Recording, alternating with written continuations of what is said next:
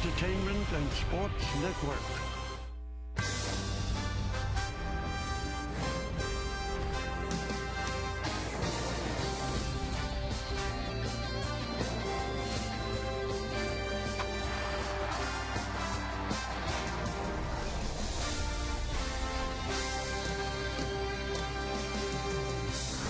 It was a long night's journey in today at Yankee Stadium. Earlier today, the Yankees got put away by the Red Sox for the third time in as many games. Not too good, but today they turn the page. Derek Jeter continues his quest for 3,000 against the Cleveland Indians. And you also get a gift, a Jorge Posada figurine. And it's a nice dirty one, too. He had a big game. He's got grass stains all over himself.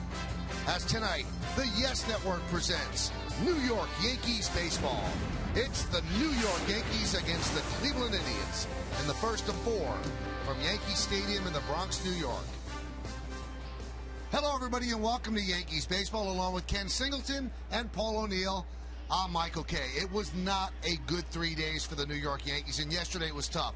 3 hours and 27 minutes. That was the rain delay, and it didn't turn out to be worth the wait. The Yankees were swept for the second time at home by the Boston Red Sox, 1-8 overall against Boston this year. They're now 2 games behind the Red Sox in the East. They entered the series 1 game up. And oh, by the way, 6 hit batsmen in the series. 5 of them were Yankees before Ortiz was finally plunked by Sabathia in yesterday's game. But Paul, the Yankees were leading 2-0. Everything was going great. Sabathia looked good, and then the roof fell in the 7th inning. Well, the 7th inning showed up, and Ortiz started off with kind of a redemption. Jed Lowry hits a ball down here. Nick Swisher thought he was going to get a carry.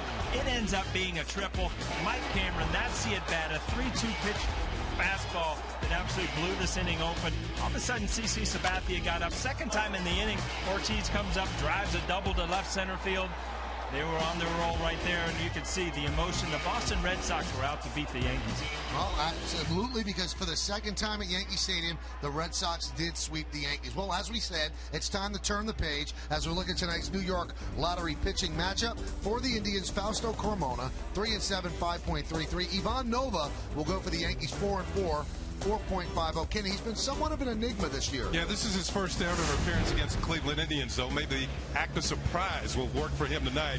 His last 3 starts, well, they haven't been all that good. He's had 2 no decisions and a loss. Actually, against the Mets, the Yankees won that ball game. Then against the Mariners out on the West Coast, he struggled, got a no decision. The Yankees lost that ball game. And finally, in Anaheim, he took the loss against the Angels, as the Yankees actually did pretty well on the West Coast trip, winning 6 of 9, but Nova didn't pitch all that well and got an ache in the hand on that line drive right back through the middle. And they tried to ice it down, made it feel a little bit better, and as Kenny mentioned, a good West Coast trip will do the trick. Hey, the Cleveland Indians are in first place on June 10th. What are they about? Let's learn about them. And who's going to tell us? Ken Singleton on segment 2 next.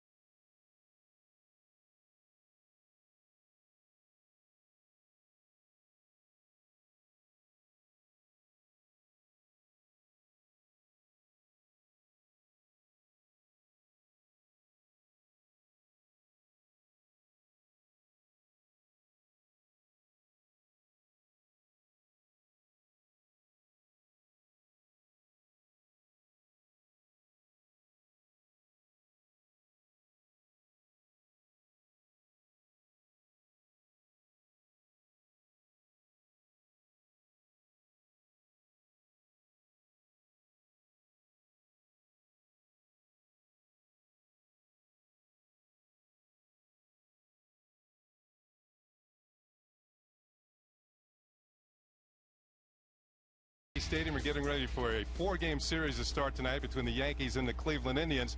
We're going to talk a little bit about the Cleveland Indians, who got off to a tremendous start this year. Cleveland Indians out of the gate, they went 30-15. They were averaging over 5 runs per ball game, and they were leading the Central Division in the American League by 7 games. Well, recently they have struggled. The Indians' record in their last 15 ball games, 4-11.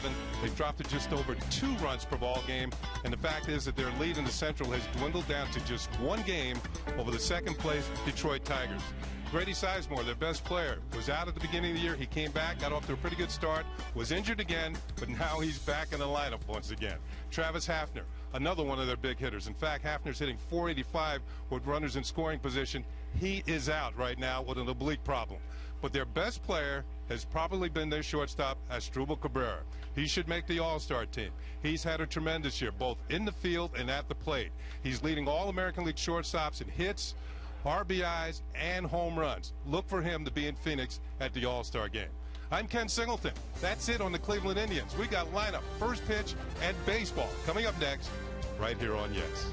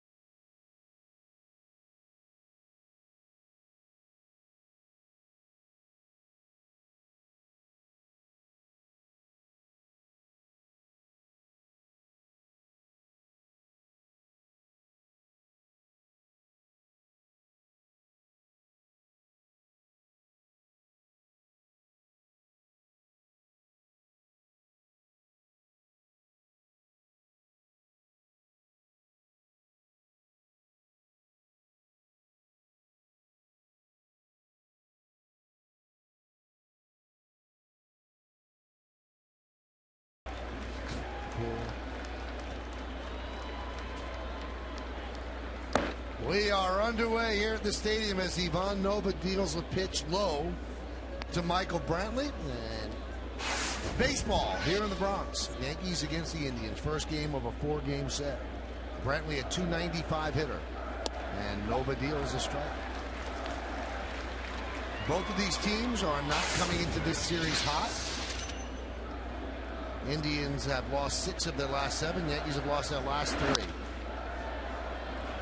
That one fouled away. Those are the numbers on Nova. 4-4, 4.50, 70 hits in 60 innings. And opponents hit .286 against him. The 1-2. Fly ball, left center. Granderson will put it away for the first out. Let's take a look at the Indians starting lineup presented by Avis. We've already seen Michael Brantley.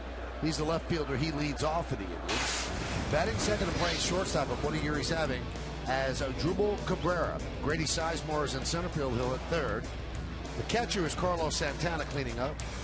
Shin-Soo Choo in right field will bat fifth. Batting sixth and playing first base, Matt Laporta. Cord Phelps, the DH, will hit seventh. Hitting eighth, the second baseman, Orlando Cabrera. And Jack Hanahan, the third baseman, bats ninth. There's a strike to Asdrubal Cabrera. Look at these numbers when they pop up. He is having a big-time season. He has really established himself as an all-star candidate. And there's a strike. Good curveball there, but again, you walk out on the field and you just watch this kid, young kid, take batting practice, and you just know there's something about him. Great hands through the baseball, drives it to all fields. That one's grounded right side, fielded there by Teixeira, flips to Nova. Quickly, 2 outs. Here's a G pitcher scouting report on Ivan Nova. His last win came at Tampa Bay against the Rays on May the 17th. So it's been a while since he's won a ball game. Just 4 home runs allowed this year. He's done a pretty good job of keeping the ball in the ballpark, and he needs to use his changeup. He can't be a 2-pitch pitcher in the big leagues and try and get through a major league lineup 2 or 3 times. It's tough to do. You got to show something off speed, particularly to the left-handed hitters. Right, and you saw, even though he got the first couple outs, I mean, he's already missed a couple pitches, and when you're all fastball, curveball, and you miss that many times with your fastball, you need to get another pitch, just the change in speed. Here's Grady Sizemore. Started the season on the DL, rebounding from left knee surgery, microfracture surgery, and then went on the DL later on because he hurt his right knee, and since coming off the DL, he has not been the same. And that's the difference with the Indians now than when they started the season red hot. Sizemore's not the same. Travis Hafner's on the DL. This team does not have the depth.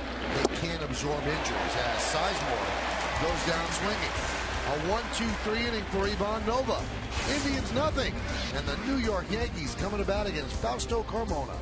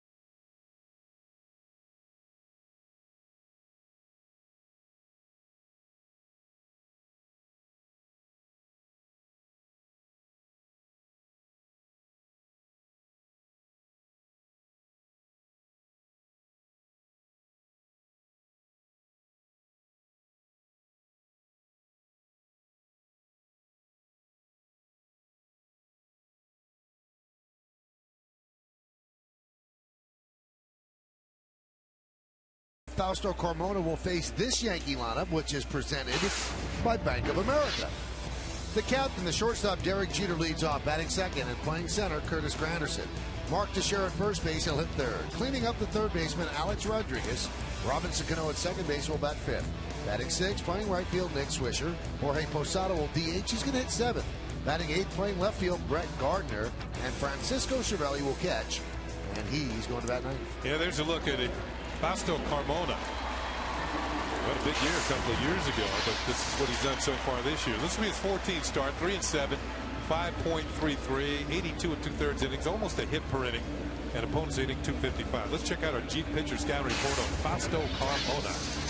He hasn't won a ball game since May the 3rd. That's well over a month now. He's road weary, 1-4 on the road this year with a 5.89 ERA. But when he's on, he has a pretty good sinker, decent sinking fastball, and he made the All-Star team last year in the American League. And he was up in the Cy Young category, and in 2007 won 19 games. Still has great stuff. He had 2 horrible outings against the Chicago White Sox early in the year that really got his ERA up. But you know, as a hitter, when you go up and face guys like this, you wonder, you know, how are their records so bad? How are their ERAs so bad? Because, you know, he can throw in the mid-90s with a lot of movement. Not the typical numbers that would go with a pitcher with this kind of stuff. If you look up and down this Yankee lineup, everyone has great numbers against Fausto Carmona. Derek Jeter 6 for 20 against Carmona, and Derek, of course, 2,990 hits as he continues to climb toward 3,000. Yeah, you mentioned the 6 for 20. That's one of the lowest averages against Carmona. Lifetime Carmona 1-4, 6.53 against the Yanks, and last year 0-2, 11.42 against the Yanks. The Yankees beat him twice. He pitched twice against the Yankees. He beat him once at Yankee Stadium, and he also beat him in Cleveland. That's how his career is broken down. Very strange roller coaster. Pitch inside, and Jeter works a walk on 4 pitches. Let's check out the Indians defense, brought to you by your Mercedes-Benz Tri-State dealer. In the outfield, Brantley, Sizemore, and Chu. left to right. You can't run on Chewy. He has 8 assists already, and Sizemore with 2 gold gloves. Infield, Hanahan has Drupal Cabrera, Orlando Cabrera, and Matt Laporta. That's third to first. Santana is behind the plate. And we told you about Fausto Carmona. Here's Curtis Granderson, 16 for 36 against Fausto Carmona. Now, obviously, he has more bats because Curtis played for the Tigers for a while. That's ball 5 right there, 5 in a row. Kind of a strange way to start the game. It's about time to groove one, isn't it? There's a strike. The walk to Jeter, the Yankees' 169th walk as a team. But that's the fewest in the American League, and that's something that they used to excel at. Those are the numbers we talked about. 2 of the 16 home runs.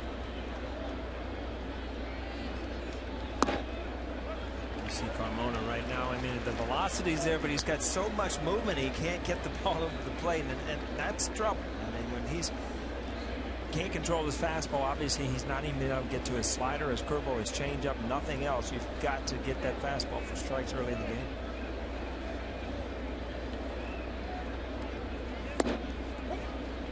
Count 2-2 now. One thing the Yankees have to do, and they haven't done it this year, it's always been a hallmark of their teams, they got to protect home court. They're 17-16 at Yankee Stadium. That's not good enough. They've lost 10 of their last 14 here in the Bronx. So they had a good road trip out west, 6-3, but come here and lose. And you kind of, almost bag the road trip with that. It used to be when teams came into either old Yankee Stadium or the new Yankee Stadium, they knew they had a tough venue to play in, and usually they felt good winning 1 out of 3 before leaving. Let's see if they send Jeter on 3-2. They do. Swing and a miss. Double clutch. Throw to second. Goes into center field. Jeter stays right there with a stolen base. I don't know about you, Michael, but we've seen a lot of it. The first 4 games since I've been, and we've seen a lot of these catchers going right out to center field. I think the target's off out there. You see a double clutch here and kind of just launches it. It's like they move second base to short center field. Santana double clutches, overthrows Cabrera. Struble Cabrera. Ball's into center. Jeter has the 7th stolen base. Cabrera did a good job there of kind of like holding a tag to cheat, so he kind of hesitated, couldn't go to third. Here's Teixeira. Pitches low. I talked to Tony Pena today, Yankee bench coach, who works with the catchers. I said, why are Cervelli's throws sailing on the second base side of the bag and into center field? And we saw the same thing with Santana. He said, because in their haste to be quick, they open up their shoulder. And that's just exactly what you don't want a pitcher to do. And everything rides away. You're too quick. He said you have to keep that shoulder closed and throw to second base, and it won't ride that way. Let's look at the game time weather presented by Bigelow Tea. 80 degrees, 57% humidity, not much wind, and the chance of thunderstorms delights everybody involved. Didn't you guys get that out of the way last night? Wow. You missed some beauties, Kevin. A couple 100-degree days up here, a couple thunderstorms. But Kenny was roasting in Baltimore as we were roasting here. Yeah, it wasn't exactly Antarctica down there. It was south, but not that far south.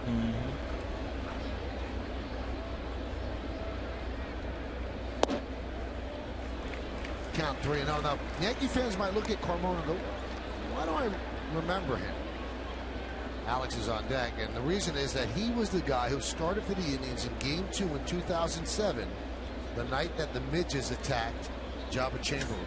The Midgets. The Midgets. The 3-0 is outside, so Teixeira works a walk. Second walk issued by Carmona.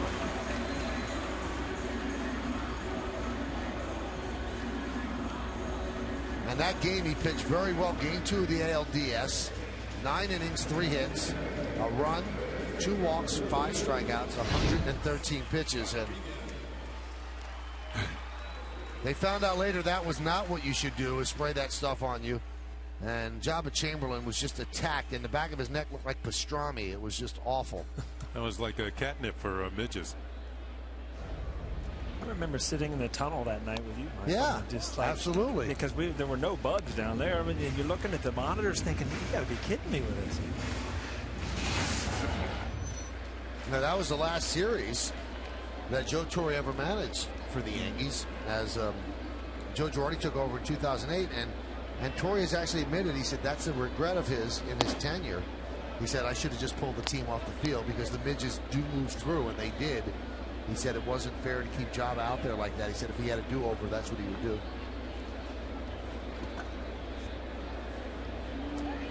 I gotta wonder what Tim Belcher, the pitching coach, is thinking. He's standing on the top step there, just watching his pitcher struggle with his control after warming up the bullpen to start the game. You see everything, and that slider is not a lot of break. His fastball is tailing too much, which means, you know, he talks about it, Michael, that front shoulder opening up and then just kind of slinging the ball and just getting too much movement. You faced Tim Belcher, didn't you? Oh yeah, many times.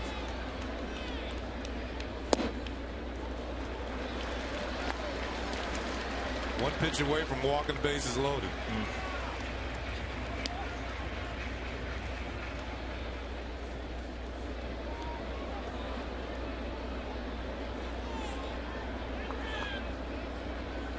Cano on deck.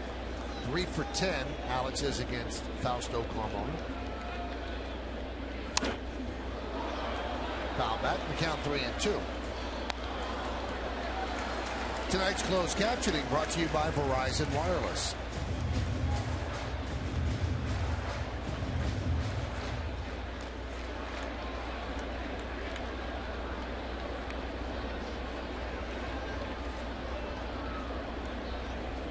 Do they send the runners again on 3-2? They do. And a walk. Just missed the outside corner. So 3 walks by Carmona have loaded the bases, and that's going to bring Belcher out. Interesting pitch selection there. He went to the breaking ball 3-2 because he couldn't get his fastball anywhere near the plate. So he tries to sneak a breaking ball. It's like sneaking a breaking ball by Alex Rodriguez. Too low, too outside. Bases are loaded, and as we thought, Tim Belcher, pitching coach, out to the mound. Now, speaking of Tim Belcher, as he stands on the mound and Derek Jeter stands on third base, it was Belcher who served up Derek Jeter's first hit while with the Seattle Mariners. IOTV offers incredible HD picture and sound. Get the best in HD free. IOTV is the official HD service provider of Yankees baseball on Yes.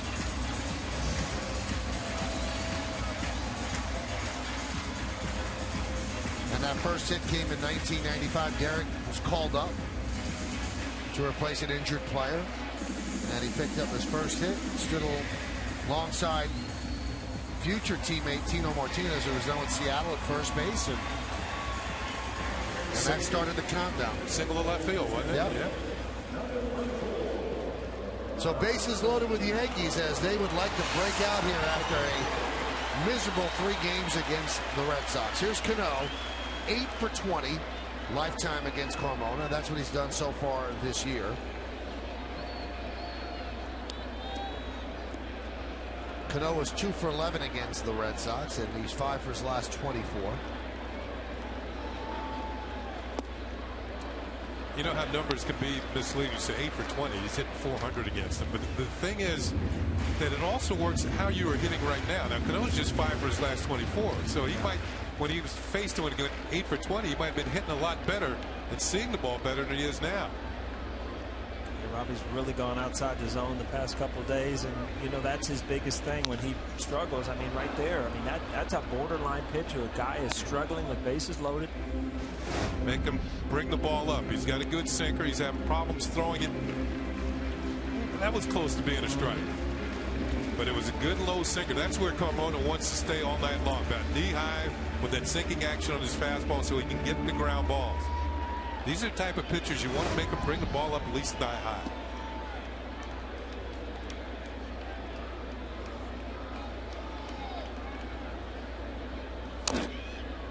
Count 1-2. Again, those are, I mean, that's a true sinker right there, and that's the problem with Carmona. I mean, he can walk the bases loaded and then come up and throw this kind of pitch, and again, that ball ends up out of the zone. You see Robbie's front hip going out a little bit, and when you kind of lunge and open up, kind of expand the strike zone a little bit. Hey, Cano doesn't have that many walks this year.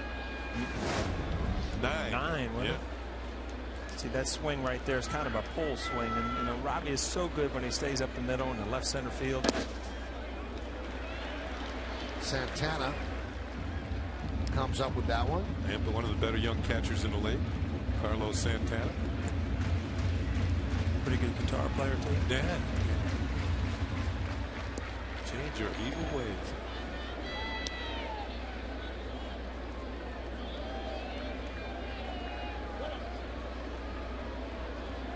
He's in Cleveland. He's in the Rock and Roll Hall of Fame, isn't he? Right. That's right. Absolutely. Right across the street from Progressive Field.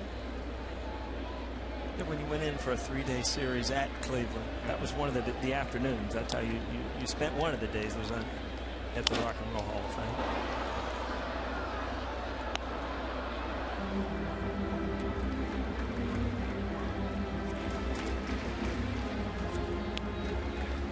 Runners on. They had 341 against them with 8 homers.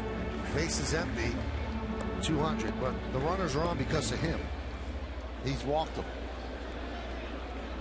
There's no one to blame but himself here. Walked Jeter, walked Teixeira, walked A-Rod. Now they count 2-2 on Cano with 1 out. Will he walk Cano? Bases are loaded. I'll tell you what, if you just look at every pitch, I mean, he's having struggle. He cannot locate on the inside. He can't locate on the outside. Doesn't have a pitch right now, and as much trouble as he's in first inning, has not found a pitch that he knows he can throw for a strike.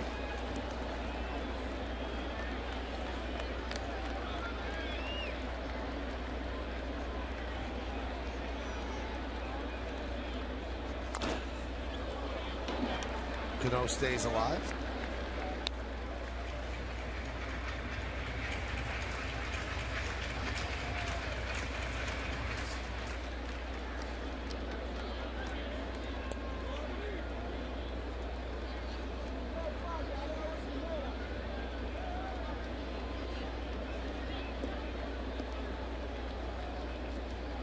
These are situations that, you know, we look back at the last series, the Boston Red Sox just came through in these situations. And Cano comes through there.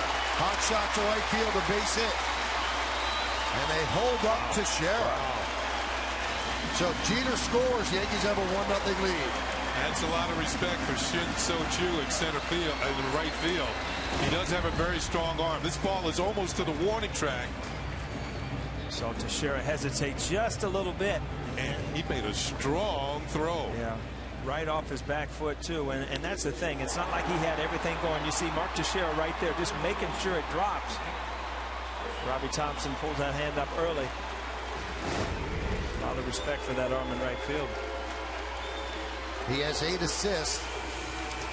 And he had 14 last year, most in the majors. And his 8 right now tie Ryan Ludwig for the most in the majors. He can throw. Not only is he a strong arm, he's very accurate.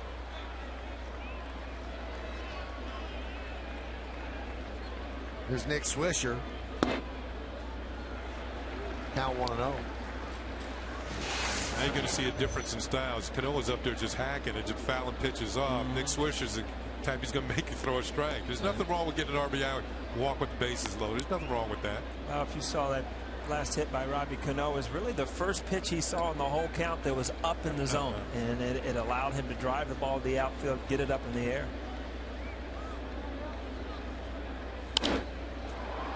Count 1-1. See, everything was a sinker down. You see right here, Robbie stayed through that ball, but you see where that pitch is. That's waist high. And everything was in there. Great swing.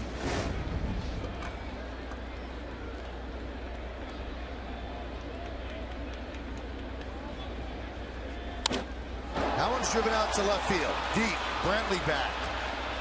He'll make the play. Tagging is Teixeira. He'll score easily. It's a sac fly for Swisher, his 19th ribby. And the Yankees lead 2-0.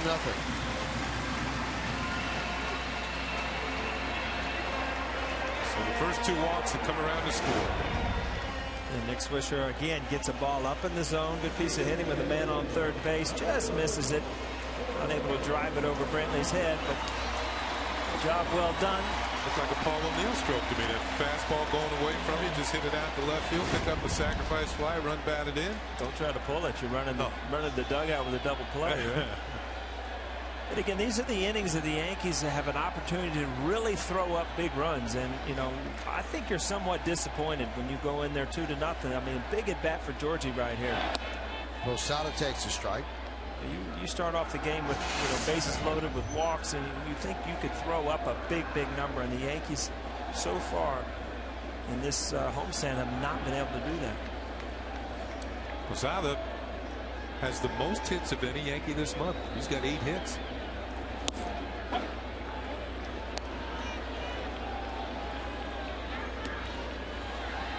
This is a big day for Jorge.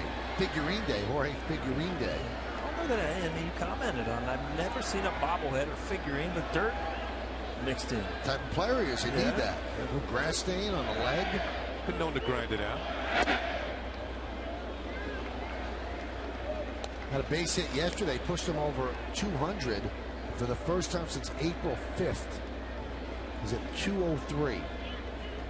There it is. See, right here. You got it here. You got it here. Get yourself a player. Yeah, he had a double previous at bat. 1-2. 2-2. Carmona, 35 pitches, not out of the first inning yet. Guys in the bullpen are probably stretching, thinking, boy, this is going to be one of our nights.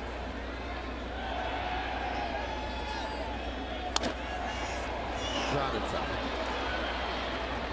So 36 pitches, 21 of them out of the strike zone. Did they ever have a Paul O'Neill bobblehead? Yeah. They did? Yeah. In Cincinnati or here? Here. I think they had to back it up with a second night because they couldn't get rid of the first night. Does that make sense? I think that's what Don Zimmer told me. I wasn't in town. There was a run on the turnstiles to get those.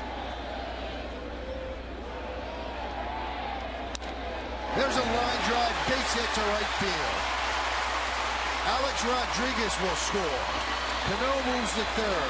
It's an RBI single for Jorge Posada. The real one, not the figurine. It's 3-0 Yanks. All 3 walks have come in to score.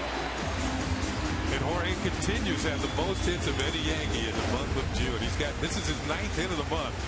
Little sinker, he went out and got it. Good piece of hitting, gets the barrel. Watch him get the barrel to the ball. The ball's going to be out in this direction. Boom. Line drive, center field, base hit, RBI.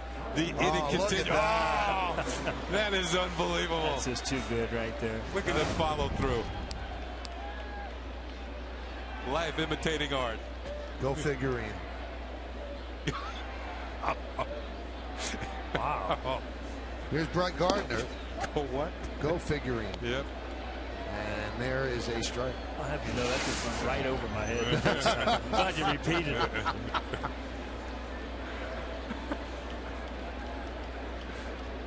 Brett Gardner, I mean, he didn't. He's another guy that you need to really get going, get him out running the bases.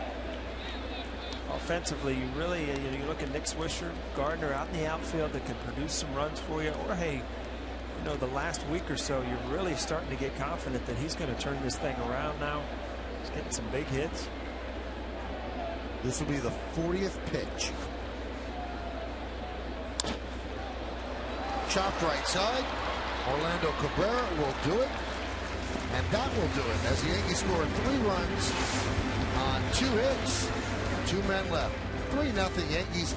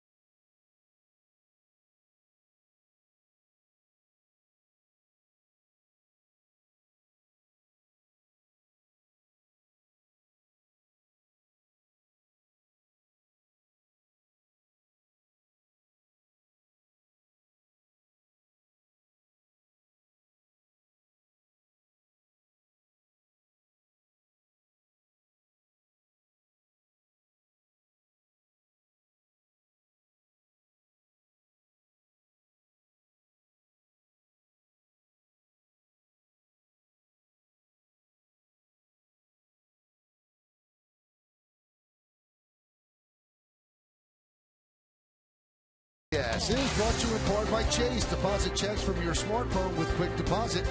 Take a step forward and chase what matters. By Grey Goose, the world's best tasting vodka. And by IOTV. IOTV offers you incredible HD picture and sound. Get the best in HD free. Well, big day for Jorge Posada. Jorge Posada figurine day. And a big day for our good buddy, Ken Singleton. Oh, no. It is his birthday. Oh, my Happy goodness. birthday, buddy. Hey, Agnes, how you doing? Hey, we got a real Very cake. nice. Oh, my goodness. That lights up O'Neill and it The only lights thing you we're up. missing is a little ice cream, Kenny, and I'm sure it's on the way. Well, thank you, everybody. But you're still going to need me when I'm 64. Well, Remember that Paul McCartney? That's right. Yeah. Make a wish. There you There go. we go. Thank you. And may you live as long as you want, but never have to want as long as you All live. right. That's good words to live by. Oh, this is good. Thanks, everybody.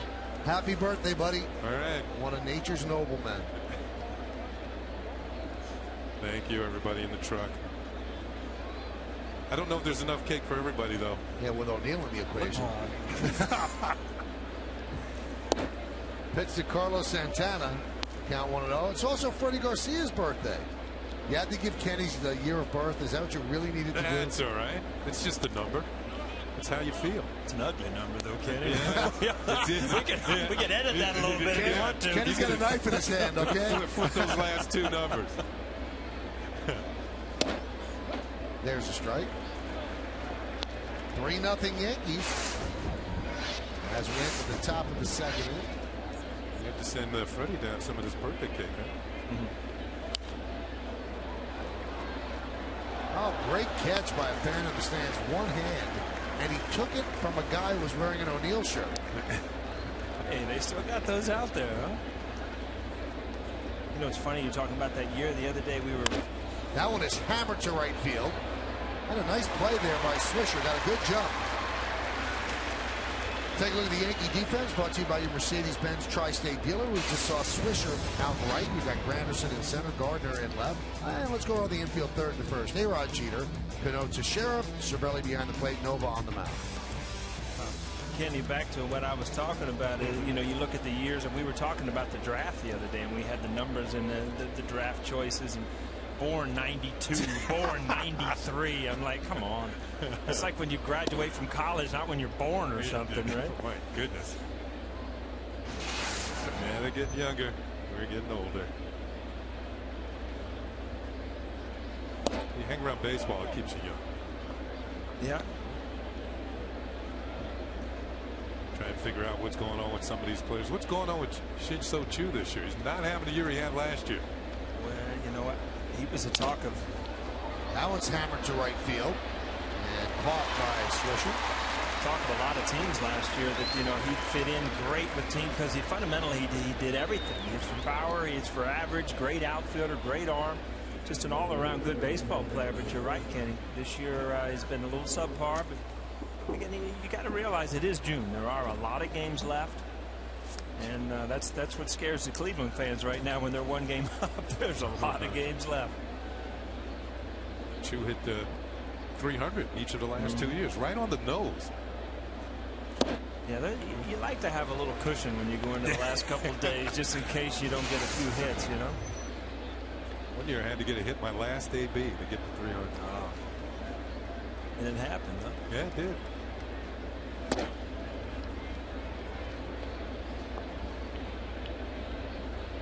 What a difference the back of that baseball card looks. 299 to 299 looks very subpar to 300. I want to apologize. Earlier I misspoke. I said that 169 walks with the Yankees. That's the fewest. I had that all wrong. Indian pitchers have issued the fewest walks. The Yankees have the most walks. So I got a couple of emails about that, and I'm glad you guys corrected me. So I apologize. I misspoke. The Indians have issued the fewest walks. The Yankees have the most walks. You know what? I noticed you did that, but I just let it go. I thought we'd just forget about it. I didn't want to make an issue. I knew eventually he would get it right. That's the way Michael is. Thanks, Kenny. It's your birthday today. The 2-2. Did he go? Yes, he did. A 1-2-3 inning. Cordova. He has retired all 6 Indians that he's faced. We go to the bottom of the second inning. It's 3-0 Yankees.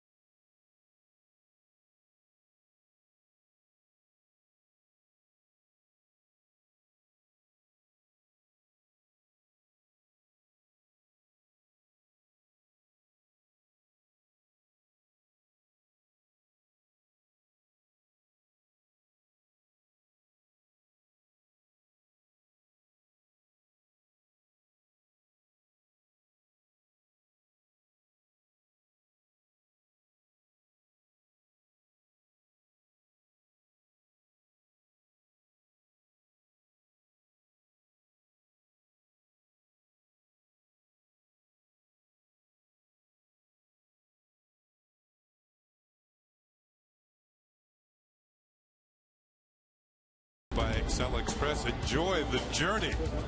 The Yankees play Cleveland tonight, tomorrow night on Yes, tomorrow afternoon on Yes, Sunday afternoon on Yes, and then Sunday night, a 4-game series. Then the Texas Rangers come in, and then the Yankees hit the road. They're going to play the Chicago Cubs, headed to Wrigley Field. Then they're heading to Cincinnati. Come on, you got to mention that too. Well, that's after Chicago. They didn't show up there. I got 3 home games this year. I was on that Excel today. I enjoyed the journey too. We actually today interviewed Ray Lewis for future center stage, and he came up to New York on the Excel. He said there's no better way to travel. He's in Florida, right? No, he lives in Baltimore. Oh, he does? Yeah. It's a long way from Florida. I thought he was in like Highland Beach, Florida or something. Well, he was born in Lakeland. Okay. Then went to University of Miami. But Kenny knows he's iconic in Baltimore. They think that after he retires, he can be mayor if he wants to. Were you looking across the couch thinking, I'd like to block you? No, that didn't even come to my mind. No, you didn't have that in your eyes? I think you have to live in the city to be the mayor. He actually lives out in the county, so I don't know if he could actually become mayor. He'd have to move into the city. I think he's got the scratch to move into the city. Yeah, I think he does too. Wow. Ooh. This is one of these guys you got to wait out. Well, he started off a little low, then he went high, got a couple hits, and that was real low. Now he's back to the real low one. But what I don't understand, they have 169 walks, which is the fewest in. I mean, has he had all of them? I was just going to say the rest of the staff's got about 2.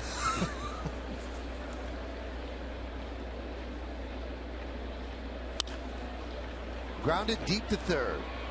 Hanahan across the diamond, 1 away. Wednesday, actor John Turturro sits down with Michael Kay for an all-new GMC Presents Center Stage. The Brooklyn native chronicles his successful stage and screen career, including his rise to fame and his portrayal of Billy Martin. That was great. It's a new center stage, Wednesday at 11, only on Yes. Michael usually gives us a little scouting report at each one of his center stages. You know what? He's almost like an academician about acting. I mean, he could really break it down, and he's a huge Yankee fan, so it was a real honor for him to play Billy Martin and study tapes of Martin and everything. Derek Jeter fouls it back.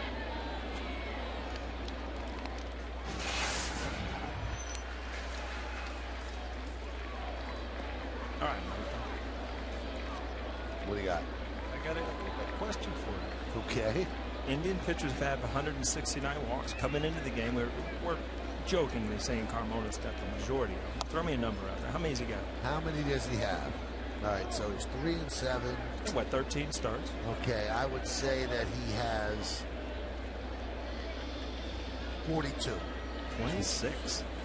26 walks. So this is not been his typical outing. Nice play by Hanahan, and he took a base hit away from Jeter. Hanahan's having a very good year defensively at third base for the Cleveland Indians. He's #1 in fielding percentage in the league, and sometimes these numbers could be misleading because sometimes you don't get the balls. They're just base hits all the time. You don't get an error, but he actually leads in chances per game, which leads you to believe that the Indians have a lot of sinker ball pitchers, as we watch this on Yesmo, like Carmona. They get a lot of ground balls. That's a nice play. Left side of that infield, that's some defense, because Cabrera really handles himself well at shortstop. Hanahan used to be with the Oakland A's. Remember him with Oakland? I'll tell you what, I saw a game highlight the other day of the Oakland A's with the old 70s uniform on, with the gold tops and just the white shoes. It brought back some good memories. You don't have to say old. Well, it's old because I think about when I watch it. Drill to right field. There it goes. See ya. Home run number 19 for Granderson. A bullet into the second deck. 4-0 Yanks.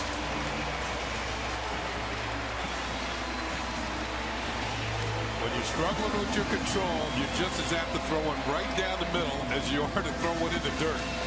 And this one was right in Granderson's happy zone. That's 2 nights in a row now. He's gone deep. Yeah, he came into last night, kind of struggling and put himself kind of in a slump, and he had a big home run against Josh Beckett. And again, every once in a while, it only takes one before. You used to tell me all the time. I never believed you, though, when you're kind of in those slumps, that, you know, those home runs, they come in bunches. They're like bananas. Look out! Wow. Teixeira is fired up, and that is your classic. Guy hits a home run, I'm going to throw it the next guy. You know what? That was very weak. Yeah, come on. He's a big guy. Big enough that you can throw somebody and throw at somebody's head and jeopardize their career. And the bullpens are empty. So are the benches. I don't know that Cleveland knows what has been going on with Boston here lately, and this is the kind of stuff that gets people hurt. I mean, this is not your typical, you know, take care of itself. You just don't do that. You know, we know the Indians have been struggling, but they've lost 6 out of 7 on the homestand. Maniac, Joe Girardi going out. You know what Joe's thinking? I'm tired of seeing my guys that use his pinatas at the plate.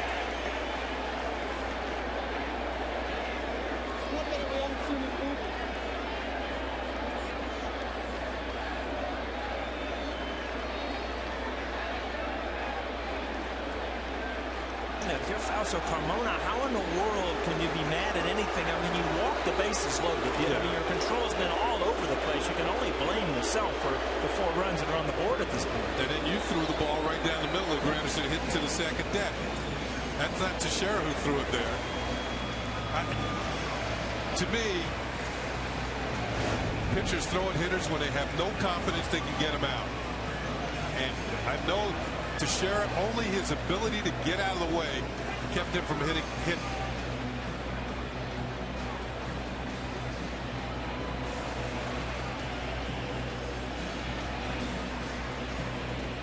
He said throw it over the plate.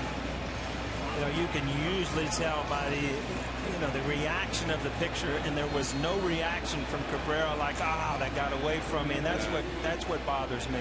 See, his control right now in this game is not good enough to brush somebody back. This is what could happen. It could have been a lot worse. We've seen him all over the place. Now he's trying to brush somebody back, or maybe hit him on purpose.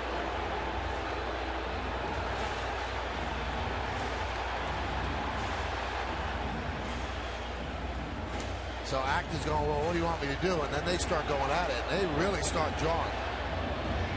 I think only Dale Scott kept that from getting worse. Oh, boy, were they fired up.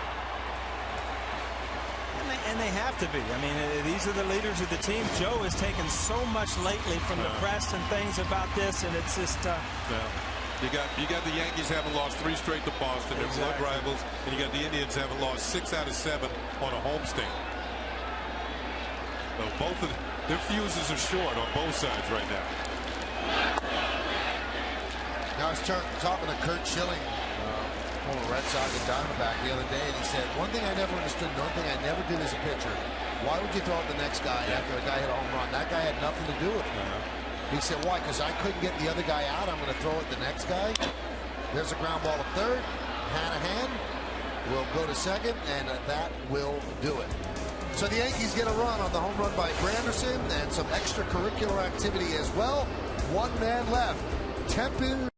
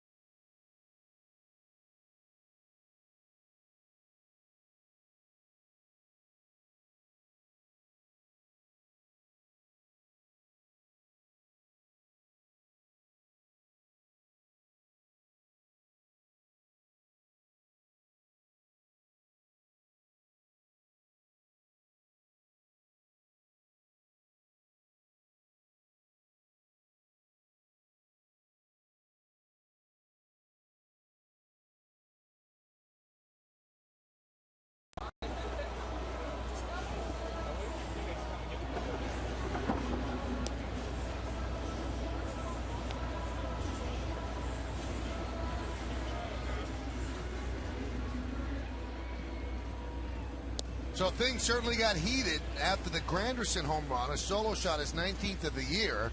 And then Mark Teixeira climbed in, and Fausto Carmona went up and behind, which nobody really likes. And it hit Mark Teixeira, got out of the way of getting hit in the head, but hit him on the back.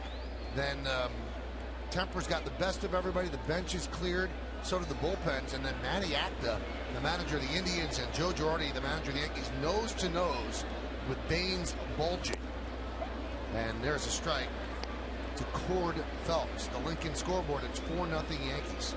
I realize, Teixeira almost got carried off the field 2 days ago from getting hit by Lester. So, it's everything's kind of adding together now, and it's a frustrating part of time for both these teams.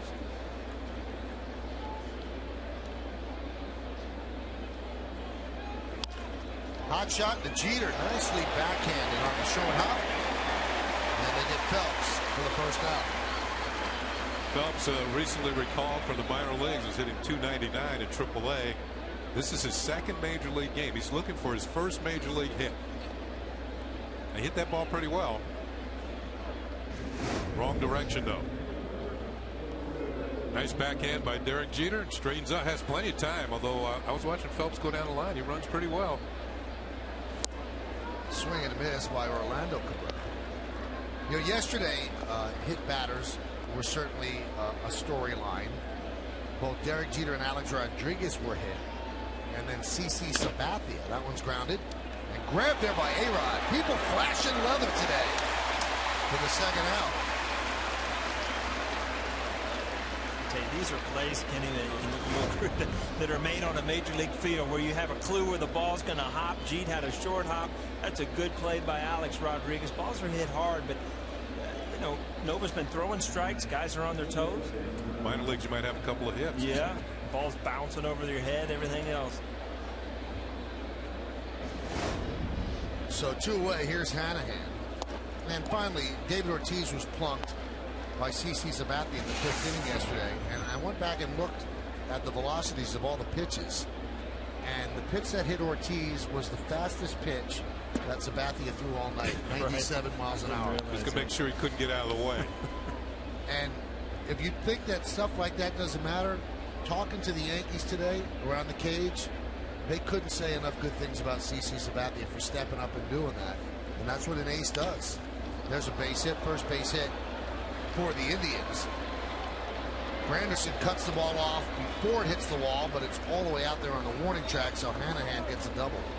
Did you hear Ortiz's press conference? No, I did not. Where I think he almost like thanked the media. He blamed the media. Yeah, I finally got hit. Are you happy? Kind of like in that tone. I don't get that. I mean, do you think that the Yankees listen to the media? Are they hitting him because the media said it? You know, all he had to do, Michael, is look down at the bench at Josh Beckett for hitting Jeter and hitting A-Rod. That's why CC Sabathia hit him. It's not the media. No. And also, it was 5-1. 5 Yankees got hit before 1 Red Sox got hit. There's Michael Brantley. I'm almost starting to think pitchers should hit again. Yeah. They think they would think differently at just indiscriminately hitting hitters. Find out who the real tough guy is. Oh, yeah, you would. Grab a bat, grab a nice strong helmet, and get up there. Yeah.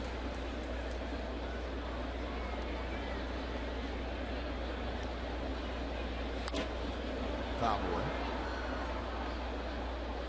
Now the Yankees know that Teixeira's hit on purpose, but there are a lot of things to consider when you look at this narrative.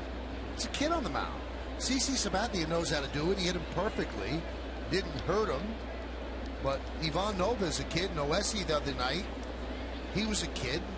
They don't do that. They don't feel comfortable. There's also a thing, you know, Joe Girardi might have gone to Nova and said, hey, we need you to pitch tonight. You know, you've got a lead. We need you to pitch.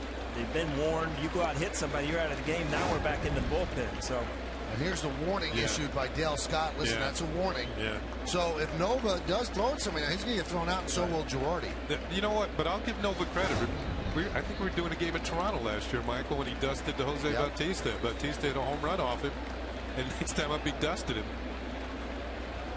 I was impressed by that. The 1-2. Grounded to second. Right there is Cano. And that'll do it. So 3 scoreless innings for Ivan Nova. No runs ahead. No errors. 1 man left. We go to the bottom of the third. 4-0 Yankees.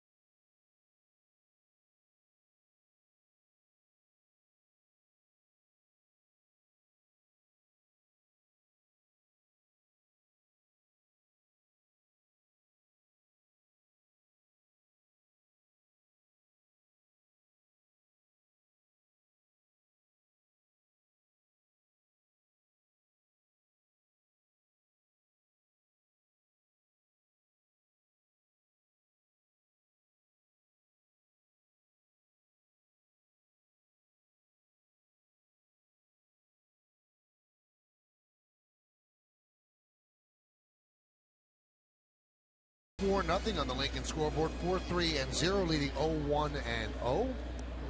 And now we bring in our very own Kim Jones. She's down by the Indians dugout. And Kim, the big news today is that Jaba Chamberlain has gotten a second opinion. He is going to have surgery. When is it going to be, Kim? He's going to have the surgery Thursday in Pensacola, Florida, Michael. It will be performed by Dr. James Andrews, who simply confirmed what Jaba and the Yankees knew yesterday, that he does, in fact, need Tommy John surgery. The timetable, generally a year, according to Joe Girardi. But Jaba says he'll be back better than ever. You know, it's funny because I talked to a couple of people, including Jaba's dad, and he's somewhat optimistic that Jaba could be back by spring training, as that was a hot shot up the middle, a base hit for Cano. And the reasoning was, and I think it's pretty sound, Kim, is that if you're a starter, it takes a year or more. But as a reliever, you're really just preparing for one inning and building up to that. He might be back by spring training. Well, Jaba already is convinced he is going to have the best rehab from the surgery that's ever been had. He told me that after the surgery, you won't see me. Why? He says, I'm going to have the surgery, go home. He said, I will watch every single inning, but I'm not going to be around baseball. Why? He says, it's important to me to approach this like the calm before the storm. The storm, he says, is rehab. He knows how tough it's going to be. But yes, he is much like his father, Harlan. He is very optimistic, not only that he can come back strong, but come back more quickly than many people will guess. Kim, I know you spoke at length with Jaba. How's he handling this mentally? He seems to have turned the corner from when I talked to him yesterday, Michael, and yet I asked him a couple times because I was watching his eyes. I said, are you getting emotional about this? He said no. I'm not 100% sure I believe him, but I can tell you his resolve is strong. He was very firm with what he said and with his belief about the rehab and return. All right, now something of a less, at least it seems like, severe nature of injury. Russell Martin, again, not in there. How is his back? His back is better, but that does not mean he's available. Russell Martin hoping to swing a bat tomorrow. When he was lifting weights after Tuesday night's game and that back locked up, it really set him back for these few days. As we know, Cervelli's in there again tonight. And Joe Girardi saying before the game, Jorge Posada is indeed the emergency catcher. Now, what's changed with that, Kim? Because for the longest time, I thought the emergency catcher was Eduardo Nunez. Yeah. They didn't want Jorge to go near the catcher's mitt. What's changed? I think that's a terrific question. Perhaps just the necessity of the situation. Joe saying, you know, we don't think he's forgotten how to catch. That would be an interesting thing to run by Posada, who, of course, has not forgotten how to, but hasn't done it since last season. Line drive, and caught there by Orlando Cabrera for the first out as Cano gets back. Did you hear that? That was a terrific question by him. You think so? Is that the first one, Kim, he's thrown you all year? I think there have been a few, Paul. There have been a few. Just check. All right, now on a more happy note, Jorge Posada feeling good about his son's surgery, and from what I'm hearing, Kim, the rehab is going very well. Jorge III undergoing his 9th operation, Michael, 2 days ago. And Jorge says that his son's in some pain, but doing very well. The doctors are very pleased. Jorge says everything's going to be okay. He also says thank you to the many well-wishers he and his family have heard from over these past couple of days. And one lighter note, it is indeed Jorge Posada figurine night. He's going to take a couple of those home to his kids tonight, and they'll enjoy them. And he's going to get a couple of hits as well as he picks up his second hit. He has been on fire in the early part of this month. Kim, we'll talk to you later. Thanks a lot. Thank you. 7 for his last 16. Jorge Posada. You go through a horrible April and May, and then, you know, every once in a while you get something in life that brings you back to perspective. And, I mean, he has looked so good lately. Yeah, we're talking about the Jaba going through the Tommy John surgery. Another solid hit by Jorge Posada. I was actually on deck when Tommy John suffered the injury. Was that right? Yeah, and it was interesting because he just walked off the mound and went up the tunnel at Dodger Stadium, and I thought, well, he'll be back. You know, just equipment malfunction. Didn't know that you saw history in the sense of a surgery that changed the whole. And he went to Dr. Job, and they came up with this surgery, taking a tendon from, I think, his other arm. Yeah, from his wrist, right? Yeah. And he came back and pitched. I don't know how many games he won after, almost maybe 200 games after that. And that was an experimental surgery because otherwise his career would have been over. Yeah, it had never been done before. How old was he? I mean, it's was he at the end of his career? No, because he was in his 30s. But he pitched well into his 40s. I think he was 45 when he retired.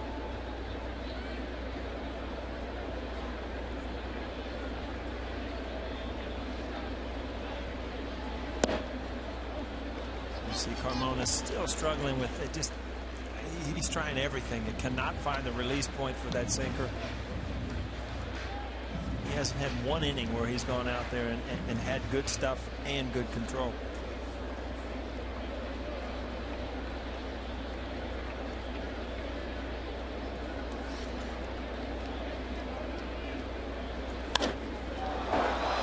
Driven deep to right center field, giving Chase Chu on the run. That's going to be one hop up against the wall. Cano scores, and they are going to hold up Posada, and diving back to second with a double is Gardner as the Yankees lead 5-0.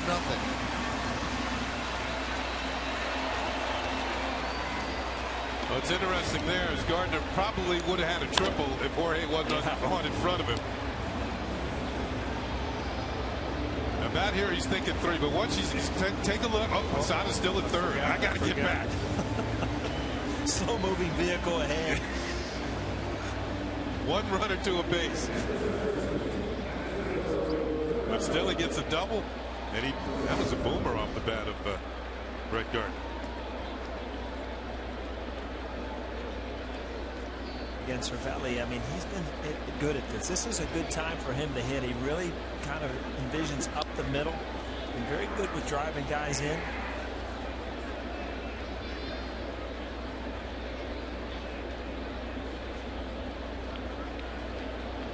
Cervelli's got the aerodynamic helmet with the holes in the top of it. Pitch inside. Cervelli a 364 hitter with runners in scoring position this year.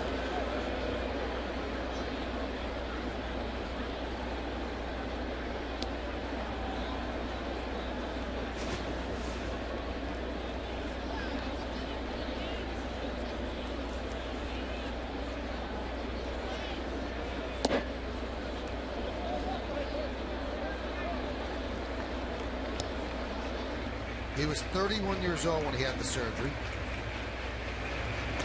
Chad Durbin warming for the Indians in their bullpen. And he was 46 when he retired, and when he got hurt, Kenny, he was 13-3. Wow. I knew we were having a tough night. Popped up. Long run for Chu. He makes the play, and Posada plays it halfway. The throw was so strong that it almost hit Cervelli at first base. Chu really showing off his arm. This is a tough read for Jorge, but when you see that a guy is probably going to have to leave his feet, you try to get back as quick as you can to tag, but I mean, his throws are something. Boom, right there. I think Jorge made the right decision. What do you think? Now see if you can see Cervelli almost get pegged here. Whoa. Came up and in on him.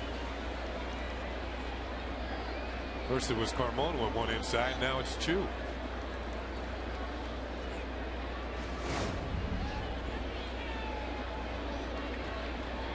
Here's Jeter. Years ago, the Indians had an outfielder, Rocky Colavito, had a strong arm like that. In fact, I believe they let him pitch one time.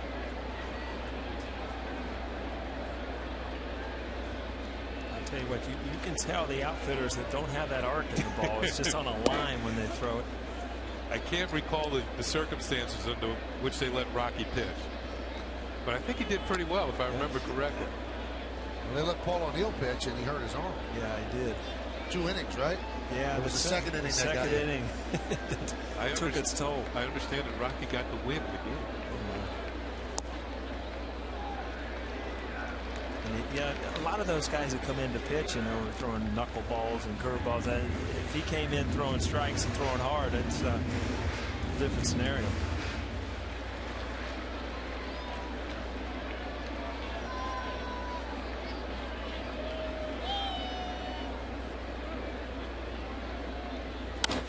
Hot shot to short as Jubal Cabrera and gets Jeter for the final out. But the Yankees get a run on 3 hits and 2 men left. Jorge Posada on figurine night picks up 2 hits. Not a bad way.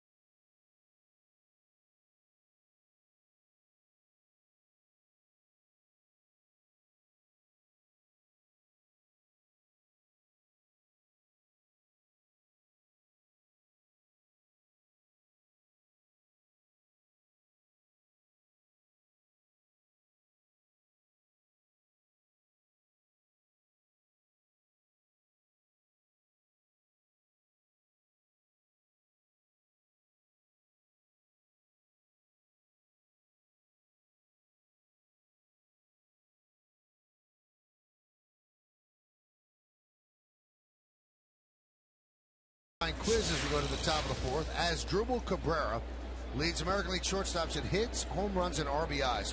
Who's the last American League shortstop to finish a season leading in those categories? Easy. Oh, really? Did you read the notes today? No, but I got a good guess at it. Really? Hits, home runs, and runs batted in. I don't think you have it, Paul. Yeah, you probably.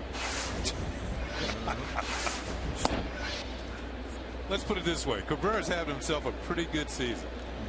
Yeah. And plus, man, defensively, he's been awesome.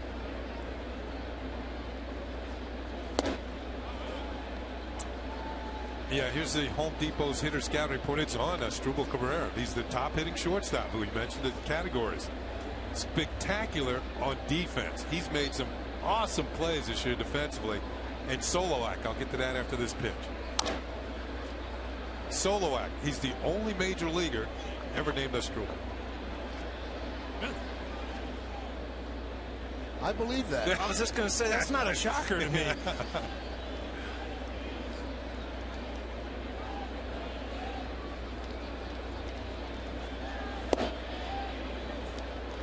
You talked about it. I mean, he's been on highlight films for his defense. I mean, talk about offense, and Robbie Cano gets in that sometimes where you forget how good their defense is.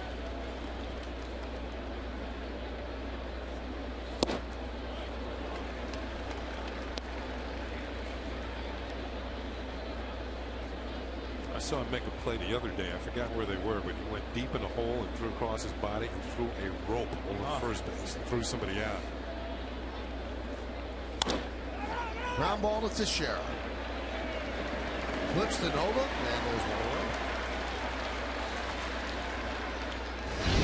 Now, we talked about his offense, and let's see some of the defense. This is one of the most athletic plays I've seen on a baseball field. I mean, that is an unbelievable play. Oh, my goodness. Just his reaction. I mean, he was going up the middle, bare hand, flipped it, and it's not like he was a foot from second base. Look at him. Didn't surprise him. And you score that 1-6-4-3 for the double play. These are the plays you make on a baseball field that people that are in the game just kind of marvel at, because it's nothing you can go out and practice. You know, it's a reaction in his athletic ability that just made that play. It's kind of reminded fans in Cleveland about Omar Vizquel, but with a better hitter. Yeah, Omar every once in a while I thought tried to barehand stuff just because he could. You know. Did he ever barehand you? Oh, I'm sure he did. Yeah. Kind of read how slow you were going down the line and just wait, barehand and throw you out in the same move. Michael, you were talking about Grady Sizemore's knee injuries, and microfracture surgery, and a bruised knee on the other knee. Popped up. Used to be a big stolen base guy. He's only had one steal attempt in 29 games. It's time for the Toyota text poll. Tonight's question is Cleveland the most surprising team in baseball this year? The choices are 1 yes, 2 no. You can text your vote to 58772. Standard text messaging rates apply. Arizona Diamondbacks are pretty darn surprising. Yeah, they are. Hey, how about Oakland firing Bob Garrett? Now, that's got to be tough. That's Billy Bean's best friend. I mean, you have to be really struggling. I didn't know that. Oh, he was the best man at Billy Bean's wedding. No, yes. really? Oh, by the way, you're fired. Well, there were kind of rumblings when we were on the West Coast that you know, several players on the team weren't happy with the manager and had voiced their displeasure to the press, and it didn't help things that they had lost. Well, they've lost 10 in a row. But many around baseball felt that Bean's close relationship with Garrett would be able to smooth things over, and he would be. Also, Billy Bean's the only GM in baseball who owns part of the team. So if he wanted to keep him, he could keep him. But to quiet a lot of the rumblings, I know Fuentes, the relief pitcher, was very upset with Garrett. There's no satisfied customer. Did you ever fire your best friend, Paul? I'm just thinking, how do you call the guy in? Probably think you're just going to say, hey, what's up? Let's go to lunch. Sorry, guys. You're sorry, buddy. You're gone. Who's your best friend, Paul? In life? Yeah. You know, it's funny because you have best friends before you get into baseball, your high school friends, and then you get into baseball, and then you have friends from Cincinnati, Chris Sabo, Barry Larkin, guys like that. And then all of a sudden you come to New York and you meet Mattingly and Girardi and guys like that. So it's kind of staggered on, you know, where you are at times in your life. Singleton, Kay, and meet us. Well, that's now. Right. I was still in the past, and now I'm now. Kenny, how about you? That's easy. My wife's my best friend. Nice. You know, my wife's not listening tonight, so I did not have to say it. Your wife's tuned in, I can tell. Maybe not. But still, it's true. Chu grounds one fair, grabbed there by Teixeira, and that will do it. No runs, no hits, no errors, and one man left on base. We go to the bottom of the fourth.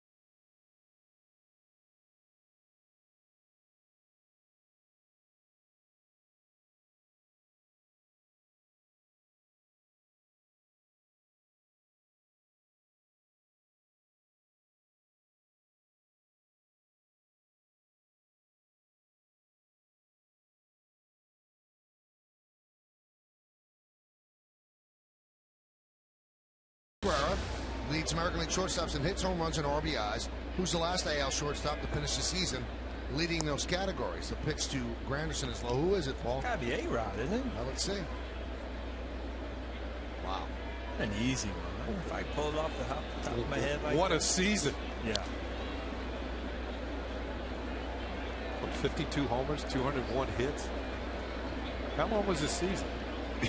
Yeah, that was a 182 game season.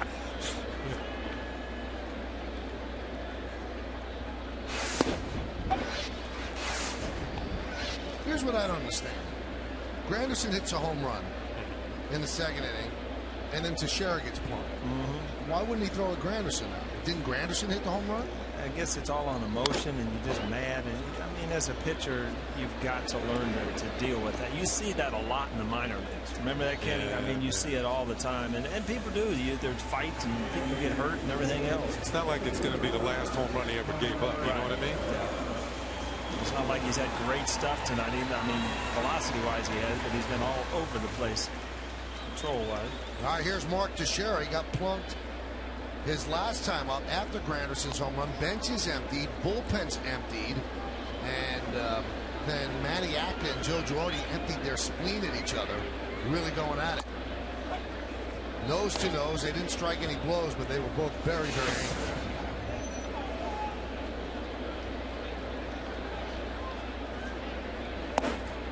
A couple of years ago, we were in Arizona doing an interleague series, and Matt Williams was one of the coaches. Matt Williams is a big-time home run hitter with the Giants, and I believe it was the '94 season. He was leading the league when the strike came, and he was on pace maybe to break Roger Maris's record. Well, anyway, there was a game in Montreal where he got knocked down. Didn't get hit with the pitch, but I mean, he got knocked down really good. Pitch was up and in. He got up, just pointed his bat at the pitcher, took the bat, pointed it at home plate, and the next pitch he hit over the bleachers in left center field. You know, one of the greatest comebacks I've ever seen. It had to be 430 feet. He hit the pitch. Very next pitch. In my Cincinnati days, I used to remember the duo of Will Clark and Matt Williams. I mean, they did a lot of damage offensively. And when I went to Arizona, I went up and talked to him about that, and I said that was one of the greatest comebacks I ever saw for him. And Sherrod down on strikes. He had 43 home runs at the time of the strike. And that was in August, wasn't it? Yep. Yeah.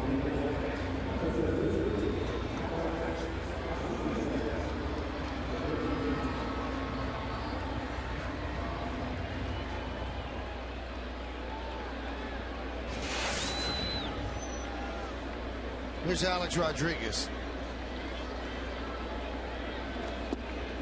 That one's inside.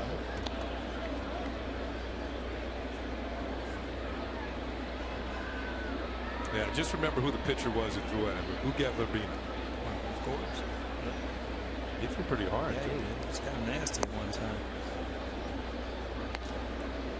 Talking about him the other day when we were talking about some of the, Poppy flipping the bat, but some of the pitchers that, started doing it. He used to almost do the splits out there and scream and yell to end the game when he got a save. That goes one. That one's hit deep to left center field. There it goes. See ya. One of the longest home runs you'll see. That made the bleachers in left center, just to the left of the Mohegan Sun Sports Bar. A long home run for A-Rod. Yankees lead 6-0. Folks, you're going to see a sign, StubHub. You're not going to see it much because you don't see too many home runs up in this area. That was an absolute bomb. Whoa.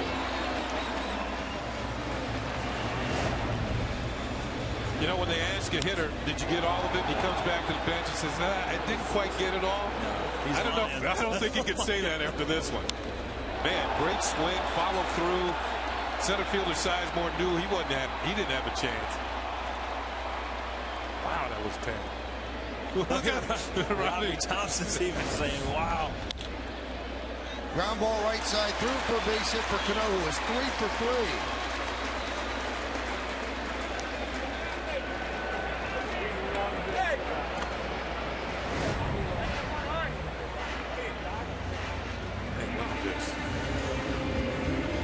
His picture up on the video screen got a chance to smile at that one as it went by. When that guy got that seat, he never thought he was getting a souvenir. This is a horrible seat. I got no chance.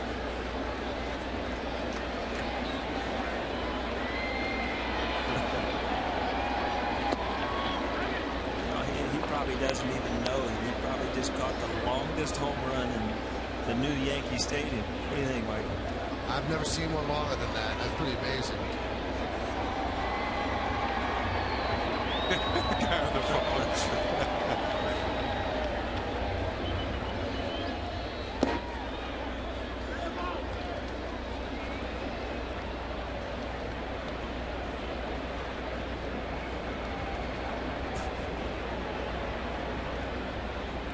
Home run for Alex. Oh my goodness. You can chop that up into 250 singles.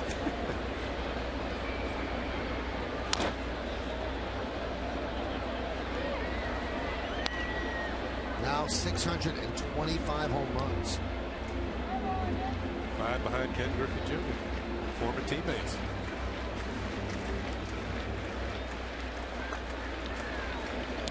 A-Rod also has 10 runs in his last 11 games, including tonight, and that includes 3 home runs. When you look at that, now I can look back and think how that team never won a World Series. You had Randy Johnson, Edgar Martinez, Ken Griffey Jr., Alex Rodriguez. I mean, you had so much. Yeah, Jay Buhner, so much talent, and never got to the point of winning World Series. Rounded to second. And they get Swisher, and that will do it. But the Yankees get a run on 2 hits, no errors, and 1 left. The run on Alex Rodriguez's long home run into the bleachers in left center. A backhand for that.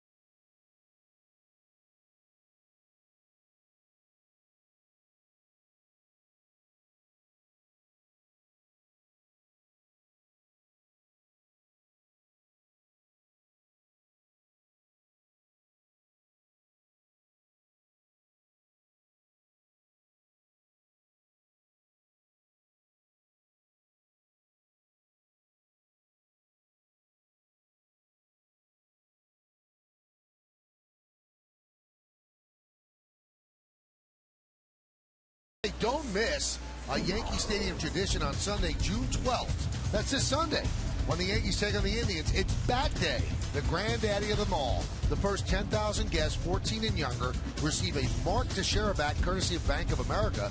For tickets, log on to Yankees.com. Visit the Yankee Stadium ticket window, Yankees clubhouse shops, or call Ticketmaster at 877-469-9849. Here's Matt Laporta, and that one's foul back. You know what? They've solved the problem. You see the Acela scoreboard, 6-0 Yankees. Kenny, I'm sure you remember when you came to the stadium. Did you ever go to Bat Day as a kid? I don't think I did, Michael. But I know it was a tradition. It was a tradition, and what it was you'd actually get disappointed sometimes because every bat had a different name on it. You came in and you wanted a Bobby Mercer bat. I wanted a Mickey Mantle bat back in the day. Mickey Mantle, and one day I walked in, I wanted Mercer bat. Got Tom Tresh, who was a nice player, but he wasn't my idol. Bobby Mercer was my idol. He was supposed to be the next Mickey Mantle. That's right, and so was Bobby. That one's grounded up the middle and grabbed there by Jeter, but no play for Laporta. And one of the coolest things that when I started working with Bobby, it was Bat Day here, and he grabbed the bat and signed it here. You finally got one. It's Bobby Mercer. That is cool. But now they just got, this year it's just going to be Mark Teixeira, so there will be no disappointment. If you get a bat, you know it's a Mark Teixeira bat. And one of the really neat things about that day in the old days at the old stadium, I mean the really old stadium, is Bob Shepard would make an announcement somewhere in the middle of the game so they could take this picture of everybody holding up their bats. Please raise your bats carefully. Without hitting anybody, yeah. They probably never had Bat Day when you played the Red Sox, did they? No. A lot of Indian bat days. Indians, the Washington Senators back then.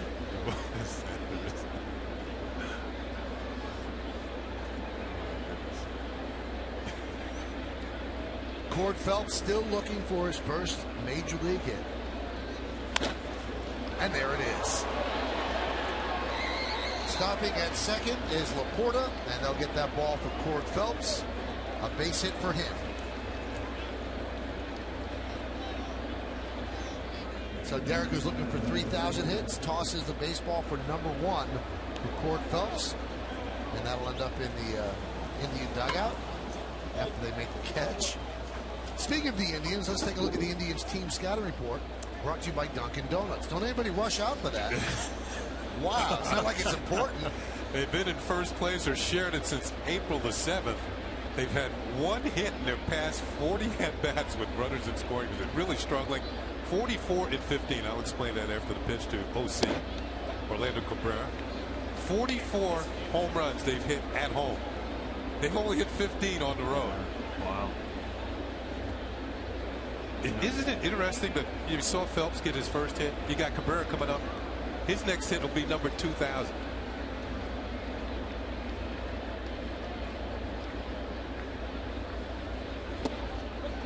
So Phelps is gaining on him. Phelps has a lot of family here, and his sister actually lives in New York.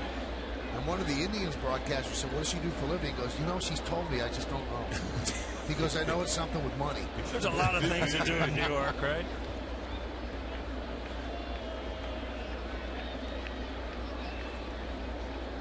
The 0-2.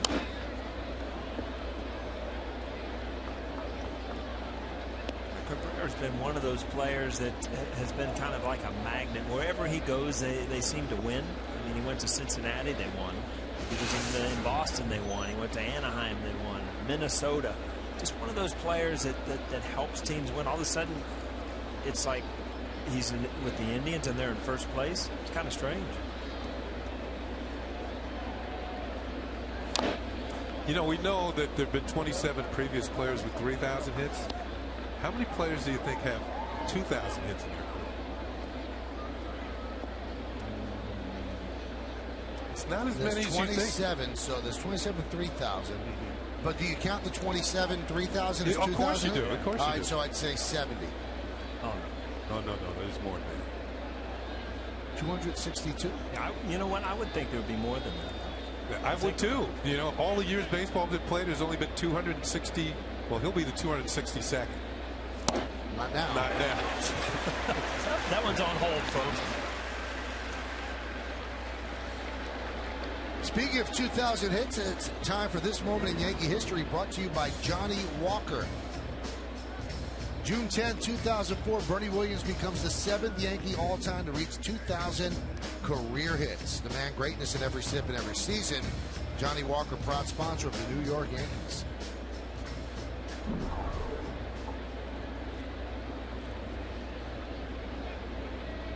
I always remember as Bernie was approaching 2,000, Yankees were stretching behind the batting cage, and Jeter and Posada were prodding Bernie about, you got to stay healthy, you can still get 3,000, things like, and I don't think things like that mattered to Bernie.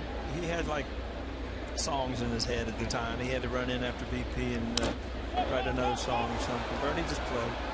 Popped up. Chabelli lost it, but no problem. It was in the seats. And this is what Bernie's 2,000 hit looked like.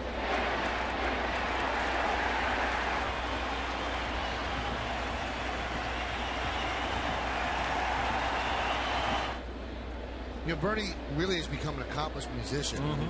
And my question, Paul, is everybody joked around about how Bernie was kind of like one off in his own world. If he was focused totally on baseball, could he have even been greater than he was? No, I don't think that it affected him on the baseball field. It was just his personality. Now, believe me, he was into the game when he played. It's just that, you know, the times that you're away from the field in the locker room and stuff, every once in a while you'd look over and it's just like, Bernie, you're really not there. Where are you? And, you know, you kind of joke about it, but it was his personality. But, you know, believe me, I saw Bernie cry after we lost in 97. So, you know, the game meant a lot to him. But it's just that when he was able to turn it off when he got off the field, which, you know, a lot of people aren't able to do that. So you think when Bernie left the clubhouse, the game was out of his head? Yeah. When you left the clubhouse, all kidding aside, it stayed with you. The only time I lost is when I fell asleep, and it was right back in my head when I was eating my corn pops the next day. It's just the way it was, you know. See, that's curious to me. Corn pops. There's so many other ways to go. Why corn pops? Well, usually pancakes, but I don't know. It just flew out there. I don't even know if I've ever eaten corn pops, to say the truth. The 3-1. There's a strike. Corn pop is a good cereal. Well, yeah.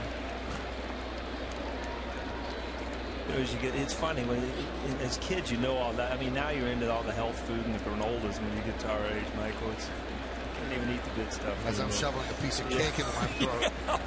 Thank goodness for Kenny and the Legends. You know, I'm really starting to like the Legends. Ross brought us cookies last night. They brought us a cake tonight for Kenny. That's very nice of you. Thank you very much. Well, the people, everybody's really enjoying it. They're enjoying it. I mean, what a piece of, what beautiful cake, a birthday cake. Legends Hospitality brought this cake up for Kenny. You know, the cake was heavy too. I was trying to hold it so they could record that. It means there's some good ingredients in it, you know. You know, it gave me a good workout for my forearms.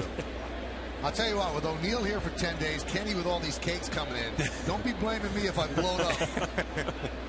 Beatrice O'Neill works up there, and that's the important thing. She's the nicest woman I think I've ever met. She's a sweetheart. Not even related either, you know. She could be. She's so nice. The 3-2, and that's a walk. So very quietly, as we're talking about cake, Ivan Nova has loaded the bases with one out here in the 5th inning. Yankees have a 6-0 lead.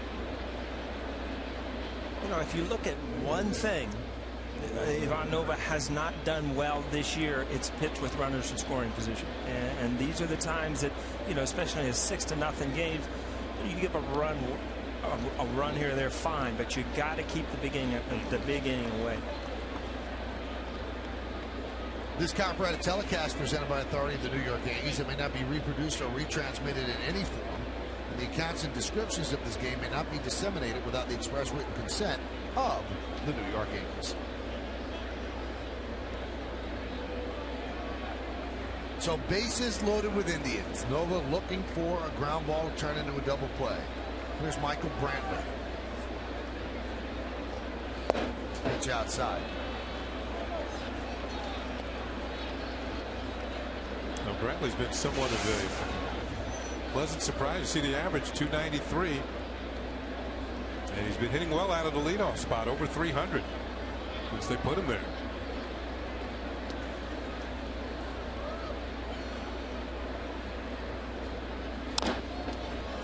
Grounded to first. There's one. And that's all they'll get is a run scored. I almost think that Teixeira had to be out at home. Reported really a big guy. Not that he runs slow, but he's not lightning quick. They probably would have had the force at home. One thing Teixeira does do, it's easy for him just to run over the first and step on the bag. Instead, he keeps a runner out of scoring position by going to second base and getting the force there. And all the little solid things he does. This is a Gold Glove type play. Even though you don't get a double play, you keep another runner out of scoring position. Now he makes the catch, and immediately he's thinking, I got to keep this runner out of scoring position. Doesn't even look at first base. And never looked at home. I mean, those are the plays that you work on thousands of times in infield and batting practice when you're taking your ground balls, and you do things on instincts out here. I mean, immediately he knew if he was going to get a ground ball, he was going to try to turn two. When you're up 6-1, you don't make that play that you're not accustomed to doing by throwing home. This guy's been hitting with runners in scoring position. I looked at his average. I thought it was a mistake. 442. We're a third of the way through June. That's how good a year Cabrera's having.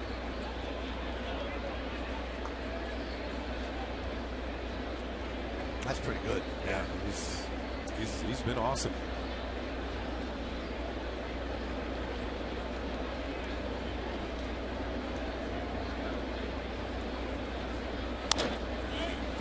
Not that time. Ground ball to Cano. They'll get the force, and that will do it. But the Indians do get on the board. 1 run, 3 hits, and 2 men left. We're halfway through.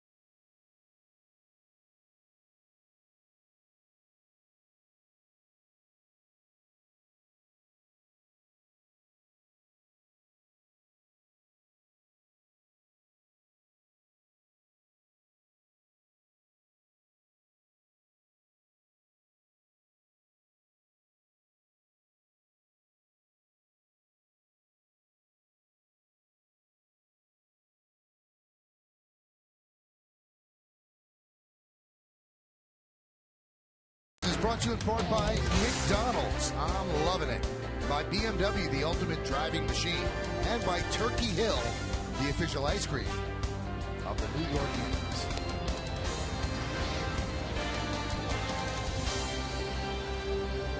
Well, Manny Acta, the manager of the Indians, makes the call to the bullpen. Brought to you by AT&T. So Fausto Carmona's night is over after 4 innings, and now they turn it over to Frank Herman.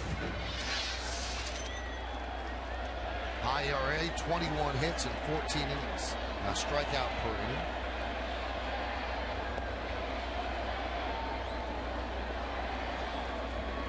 And here's Jorge Posada, 2 for 2. He has his average at 213. And there's a strike. On the Acela scoreboard, 6-1. Posada has 82 career 3-hit games. His last one was this Tuesday against the Red Sox.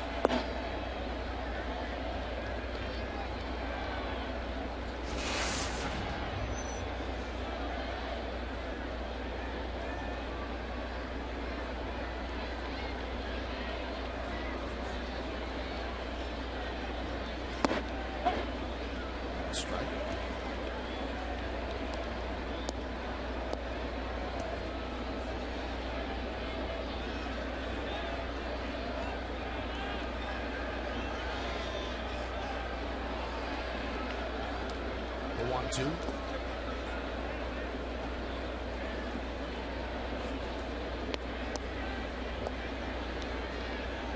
lot of times you'll see that ball go in the dirt and you ask that umpire to check it. Georgie just threw that thing in the dugout. He didn't want any part of that one. Nowadays, they get rid of every ball that's in the dirt. Almost every single time. Yep. And another base hit for Posada. He's going to go for 2. He's not going to make it. He is out trying to stretch it into a double. If you're Kevin Long, you're just enjoying to see Jorge swing the bat like he is now. It looks so much more comfortable up there. A piece of hitting ball away, laces it down the left field line. The problem is that ricochet every once in a while. And, you know, the 6-run lead, sometimes you take a chance, but what do you think, Ken? I'm stopping at first. Enjoying your single. I'm talking to Nick Keller right now. But you're right. If you're up, take a chance.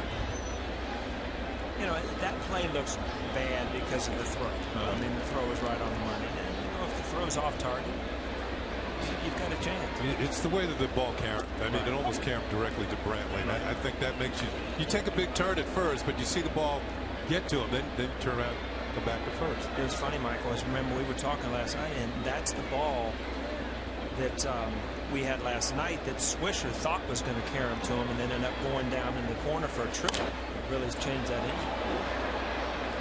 Ball goes one way, back goes another, and the ball lands in the stands. So did the bat. Jed Lowry hit that ball down the line last night. Swisher went over, and this is a 2-0 game. And you're looking for that Karam as a right fielder. Ball ended up all the way in the corner for a triple.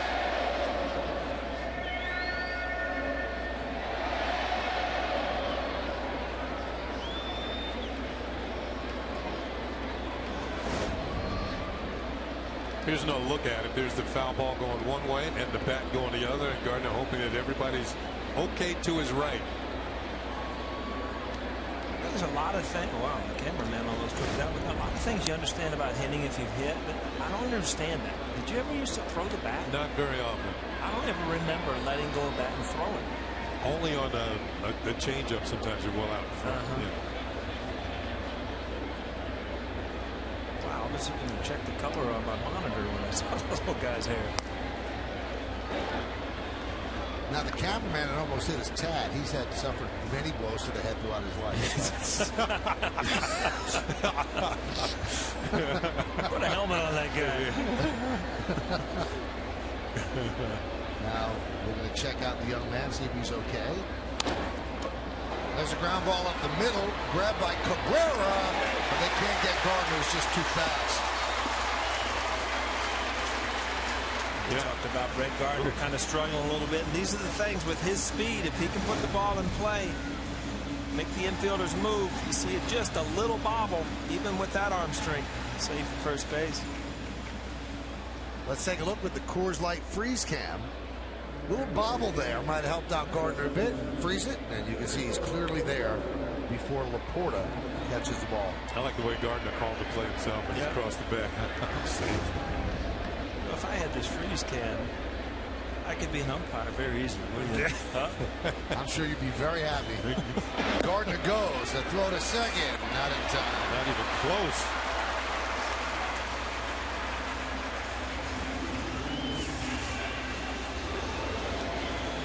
Yeah, I think Brett Gardner, I mean, this is what you want to see. You want to see him get on base, and you want to see that just dare that catcher to be able to throw you out.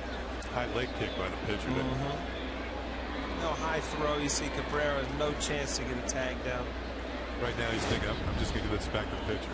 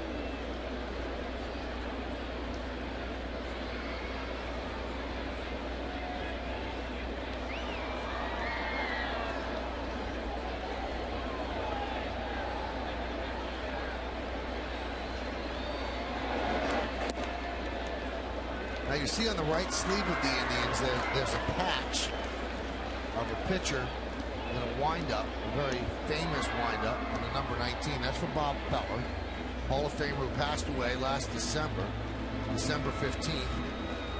At the age of 92, Rapid Robert Bullet Bob from Van Meter, Iowa. And it was so unbelievable because into his 90s, you go to Progressive Field and Bob Feller would be sitting there and you talk to anybody. We had him on center stage and he was great. He was a war hero. Just tremendous and a joy to be around. Yeah, he could be very opinionated, but he had all the stories. He lived all of the stories as well in an illustrious career. But one of the best stories ever, our very own Jack Curry, when he was working for the Times, was sent to interview and do a story on Bob Feller. Sent to Cleveland, spent the day with him, interviewed him, and then said thank you.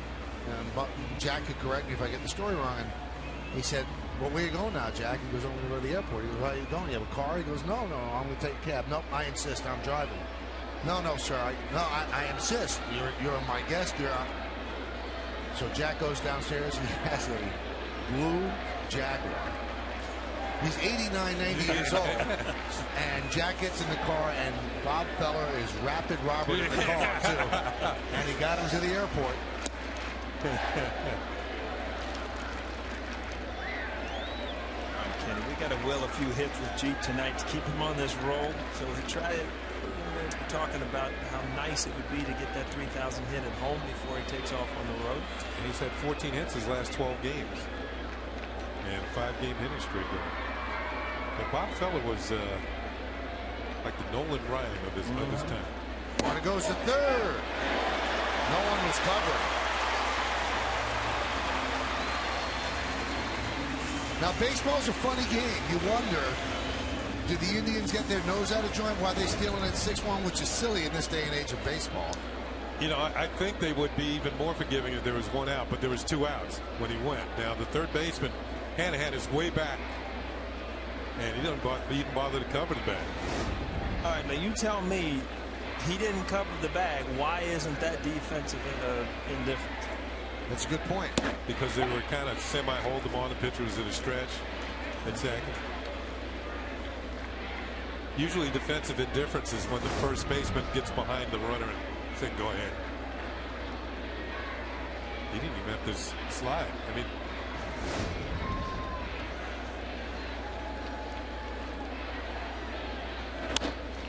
ground ball to second. So Jeter was 0 for 3 with a walk tonight. No runs, 2 hits, no errors, and 1 man left. 5 full. Yankees lead this one 6-1 on yes.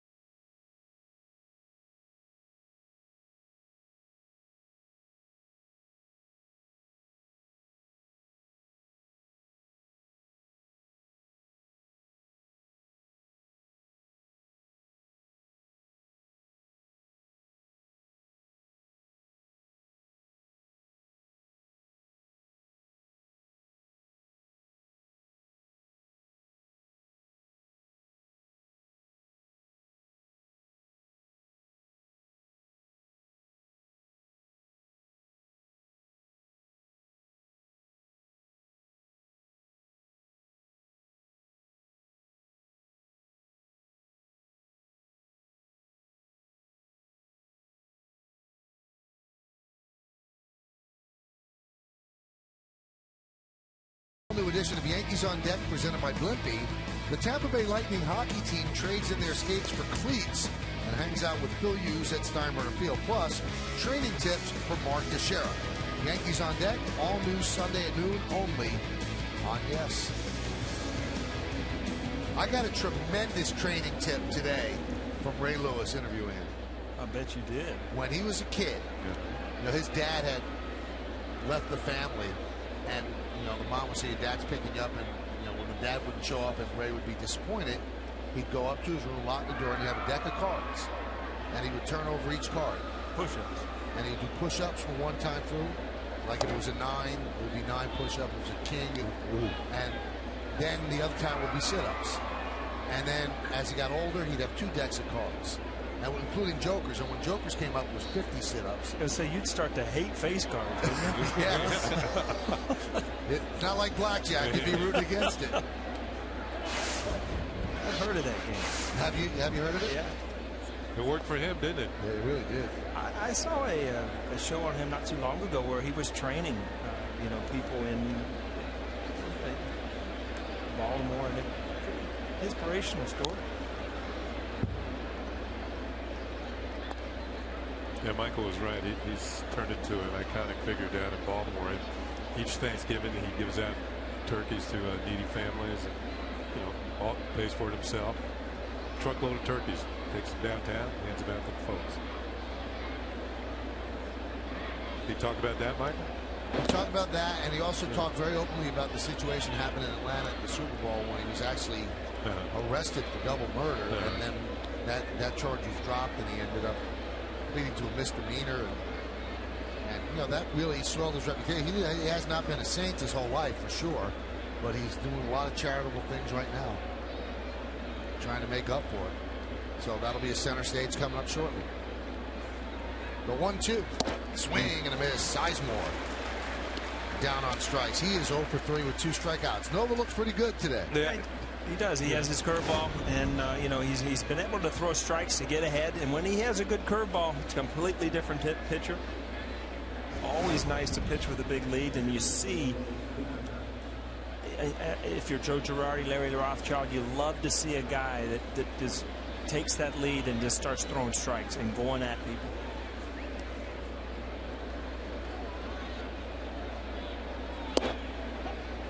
You know, we talked about Chute having an off year. The Indians were looking more offensively from Carlos Santana. I mean, he's been their 4th hitter. That's pretty good. High fly ball deep right center. Granderson back. See ya. Solo home run into the Yankee bullpen. What a blast. 7th home run of the year for Santana. And it's 6-2 Yankees. Yeah, they were looking for more of that from Santana. We'd said that Nova had only allowed 4 home runs coming into tonight's game. Raining? Yep. That one brought rain. Let's see where the pitch is. Target's low and away, and the pitch was up some. It was away. And he went out and got it and dragged it into the Yankee bullpen, and it did bring rain. And the fans retreating for some cover here at the stadium. And that's our radar. That's not a very big cell that's going right over here. I'm concerned if you got another long rain delay in you. Let's not find out. All right. 2, ground ball to second. 2 away. Tom Filippelli just left the booth. Said he's going down to the truck. He's already seen enough from me. So he doesn't need you here. I'm right in the middle of my big series here.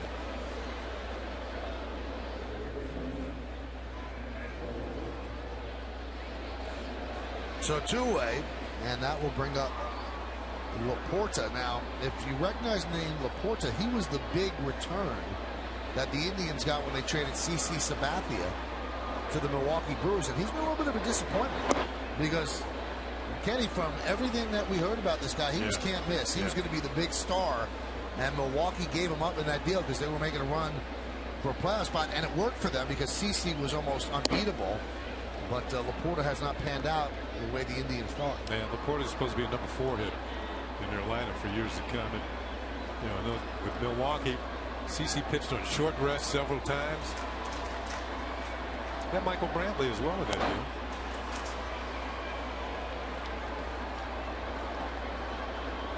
Like the Carmelo Anthony trade, where you got one guy and then you got like 5 from the other team going out there.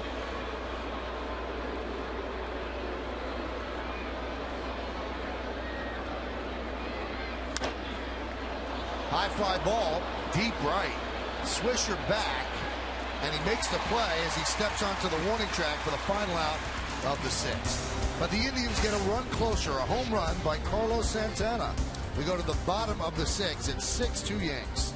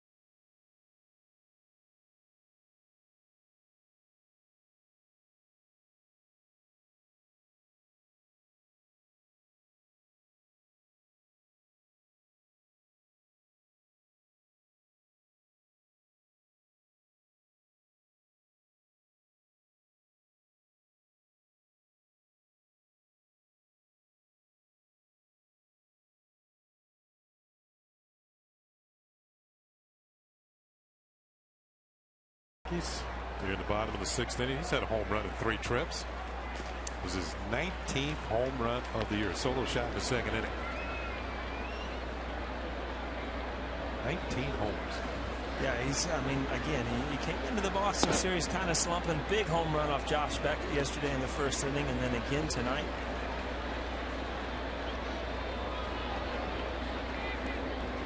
It's funny, we were just talking between innings, Kenny, you and I, about 1961, its 50-year anniversary, and last night he hit his 18th home run, and I think Roger Maris on that same day hit his 18th home run. So we were kind of joking, he's on pace to hit 61 this year.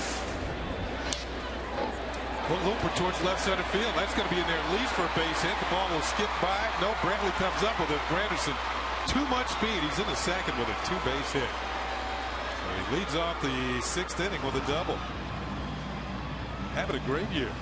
Really is. I mean, he's driving the ball. When he gets the ball inside, he's hitting a home run. But this pitch is what's keeping him on it. I mean, driving the ball to left center field, that's what keeps you in there. Nice play by Brantley there to keep this from being a triple. If he misses this, you can tell the grass has got wet. You see the length of that slide.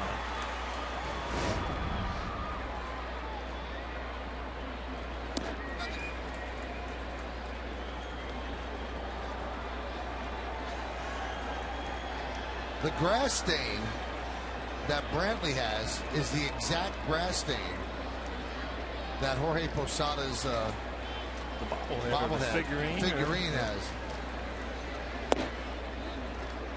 Now I'm told that Jorge's is dirt, but it looks greenish to me. We'll have to have a judgment. What is that, dirt or green? I'm going with dirt. You are? I think I'm going dirtish too. Fine. I'll just leave. Don't leave, man. I'll have to talk too much. The 2-0. 3-0. That's dirt. And I'm wrong.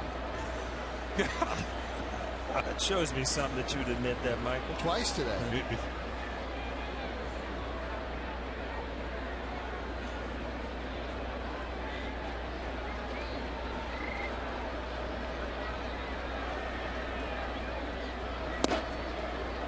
He was going on 3-0, but he could not hold up. That's a weird swing on 3-0.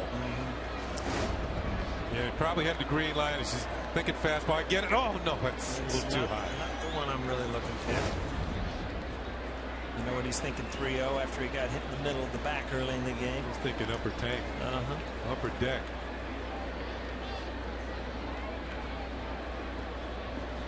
Did you guys like to hit 3-0? Because we talked about Bobby Mercer earlier. He didn't. He said because he felt he could get the same pitch on 3-1. It gave you, I didn't like it because it gave you the sense that if you didn't do anything with it, that you really failed. Yeah, it was home run or nothing. Yeah. I mean, if you hit a bullet to right field and it was a single, it was like you still failed, you know. And it's there's nothing worse than being in a great count 3-0 and grounding out. Time to look at tonight's Toyota Text Poll. Once again, the question is: Cleveland the most surprising team in baseball this year? And here's how you voted. Yes. Pretty close. Yeah, pretty close. That is not exactly a very in-depth poll question. Are they surprising? Yes, no. Well, only 42% of the people from Arizona voted. I guess. Listening to us tonight. Huh? Here's A-Rod. His home run just came down from the fourth inning. Well, you'd be surprised at the number of people that are watching. I was just on the West Coast. Right. People out there, kids run home from school, watch the game at 4 o'clock. Well, I tell people all the time, the first thing, I mean, I knew coming over here the tradition, playing with the Yankees. Ooh, just missed. Fly ball center field. Sizemore puts it away. That I didn't realize how many people around the country are Yankee fans. I didn't care if you were in Anaheim, Kansas City. It did not matter. There were Yankee fans there. It was almost a borderline home game wherever you go. Boy, Alex uncharacteristically showing disgust there because, as you said, Ken, he just missed that. Just missed it. That would have gone further than the previous one. Now watch the swing. It's a pretty good. He makes a pretty good pass at it, but he just gets underneath it. Those are frustrating. Yeah, what kind of a hanging breaking ball? Those are the ones as a hitter. You know, it puts you out front to drive it out of the ballpark just because of the speed change, and when it doesn't break, the ones you're used to hitting. Alex was a little concerned today when I spoke to him about his favorite basketball team, the Miami Heat. Oh, really? He lives on the same block as Dwayne Wade and Chris Bosh. And, you know, I was thinking about this. He's probably best suited to talk with LeBron James because I think LeBron James is going through everything that this guy went through. All the expectations and no championship and not coming through. And then Alex finally did, and LeBron's still trying. I mean, I think you're setting up a game 7. I think that it's been a great series, and you know, to go home and have a couple of days to. It's amazing to me. I don't care what sport it is, baseball, basketball, football. It seems like the team that's playing for their life seems to play, you know, a little bit harder, and that's what wins. And then when you get to a game 7, it's like the best team wins.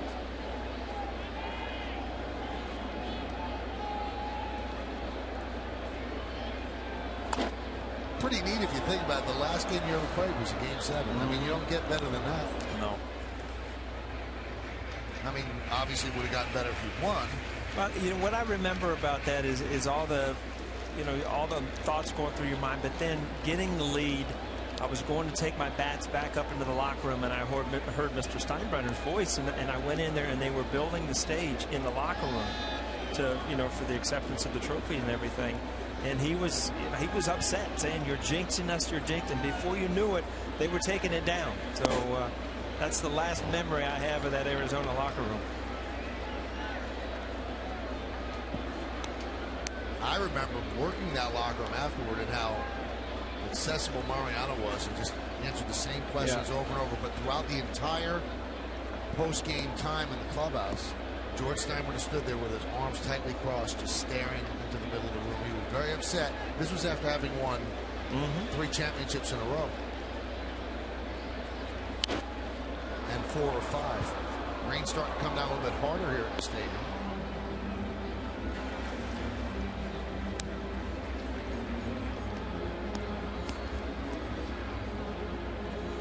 Game 7 losses are no fun. That was in one too. Nah, you're just too close. You know, it's.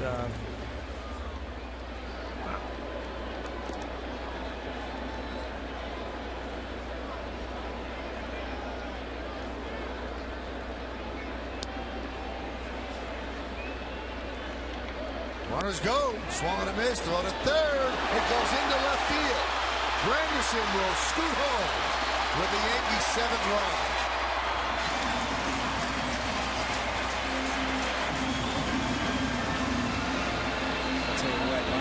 This has been amazing with the problem the catcher in this homestand have had throwing to bases, and it's been, you know, runs scored, extra bases. Stolen base, E2.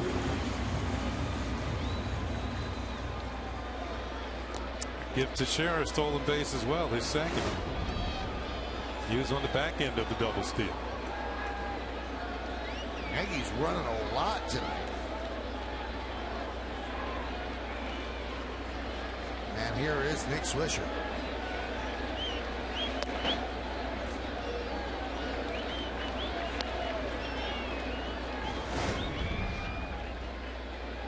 Watch third base coach Robbie Thompson. He's trying to get the Granderson's attention. He does.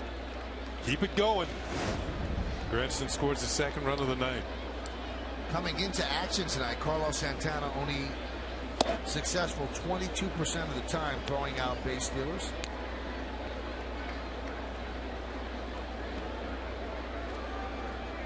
Nick tonight with a sac fly in the 1st. He lined out sharply to 2nd in the 3rd, and then grounded to 2nd in the 4th.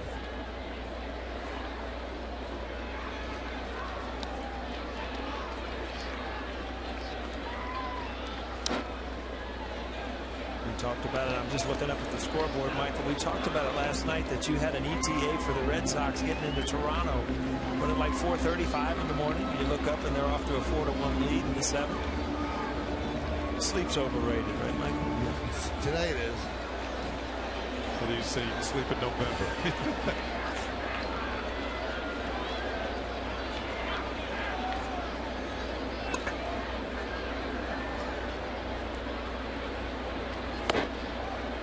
That's interesting. People that shave their head are less apt to worry about getting wet. You know, yeah, they're not going to get anything mixed I mean, up. what's the big deal? Unless your eyebrows get, you know, messed up, you're fine, right? This guy's dancing through the rain.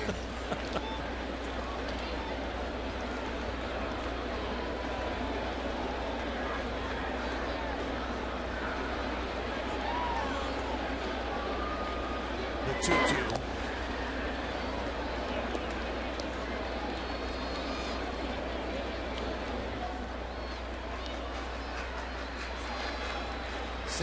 Yankees lead. We're in the bottom of the 6th inning here at the stadium. First game of a 4-game set. And this is where it starts. It's all fun and games. That's it.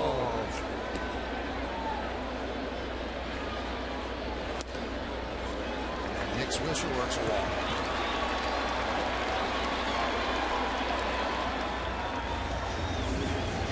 Now, when it's raining this hard, as Manny Acta will come out, and they're not bringing the tarp on, then the umpires have been told that this is going to blow through. Because they have constant communication with that man, Danny Cunningham. And Danny's going to give an update to Dale Scott, the home plate umpire. We can play through this, Danny. I'm telling you right now, we can play through this. What do you think, Mike? I agree with you. So Manny Acta is going to go to the bullpen as Danny Cunningham talks things over with Dale Scott. So Acta will call on one of his relievers. Yankees have runners on 1st and 2nd. 1 run already in. They lead 7-2.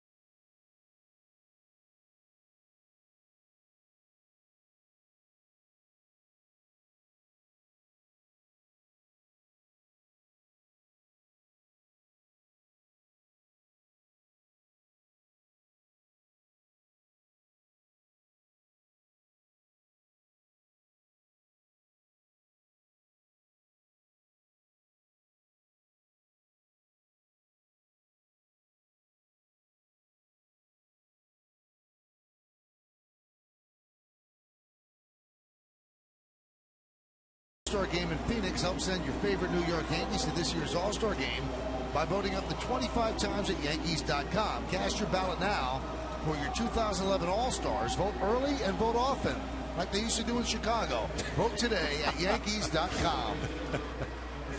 I mean in the general election, not the All-Star elections. It is really coming down here at the stadium. New pitcher is Chad Durbin. And he's very worried about his field.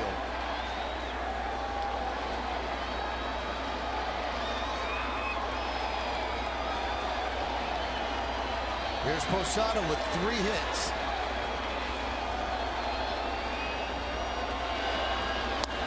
Second time on this homestand, he's had 3 hits in the game. Yankees lead 7-2, looking for more. First and second, 2 outs. We're in the bottom of the 6th inning. 7-11-0 Yanks. Did you just see that? What was that? Jorge's got like a little towel he pulled out of his, like under his belt to wipe his helmet off. I've never seen that. That's a veteran rule. Yeah.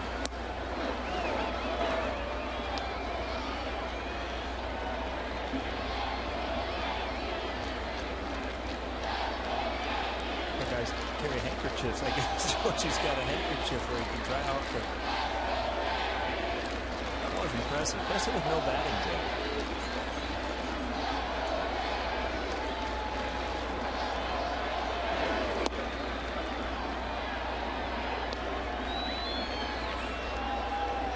And again, if that hand was right, rain ceased a little bit.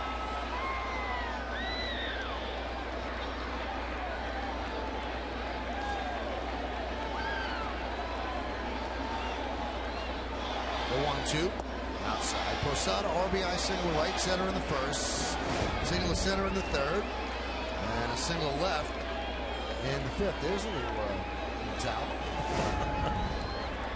I like that. That's the first time I've ever seen that. Well, hitters hate to have that little rivulet of water coming down off the bill of the cat or the helmet. It's getting in your line of vision.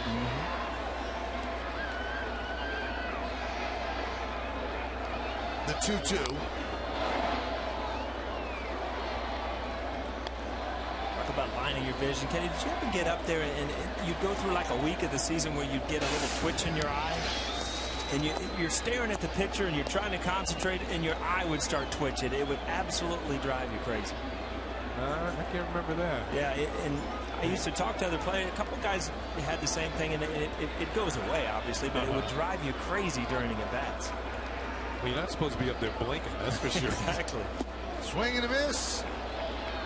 All these years, the umpires thought Paul was winking at him. Anyway, Yankees score a run, and they leave 2. Let's go to the 7th. Yankees up 7-2.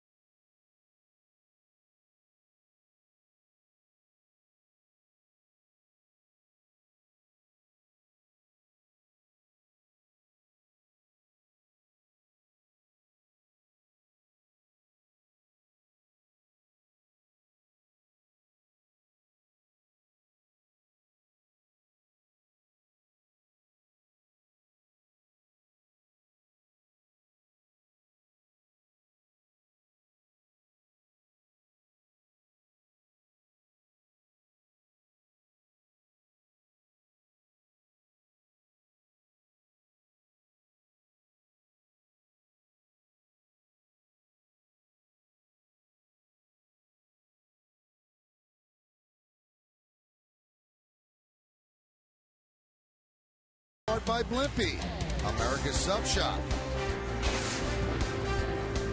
By Infinity, only from Comcast. Call 1-800-XFINITY to learn more. And by the New York Lottery. When you scratch Lottery's instant games, good things happen in an instant. So be ready. Well, the rain has pretty much subsided. Grounds crew took care of the infield and the mound, and we're ready to roll here in the top of the 7th inning.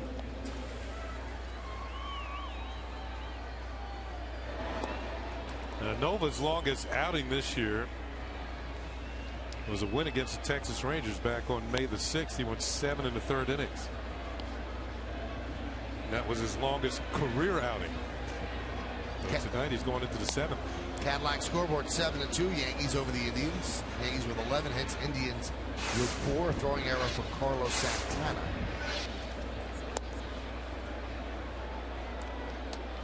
And for the Indians, Cord Phelps, who picked up his first big league hit, a single through the right side in the 5th inning. He comes to the plate. You said in your pregame, Kenny, that Nova had been struggling a little bit on the West Coast, and a good matchup because the Indian hitters have been struggling. Just a good game for him to come out, get some confidence back, and you try to string together, 3 or 4 good consecutive starts.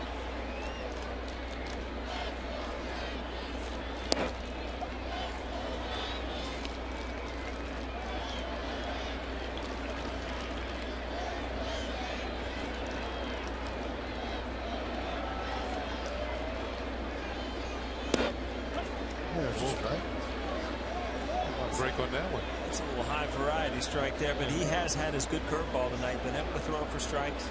No doubt that when he has his good curveball, he's a much better pitcher. Check swing, did he go? Yes, he did. That's an ugly at bat right there. You know that? Strike one, and then you get a borderline high strike, and then you swing a check swing, and you get run up at the third base. Yeah. Well, this is when Nova started to work him over. He tried to see if he would chase this pitch, and he did.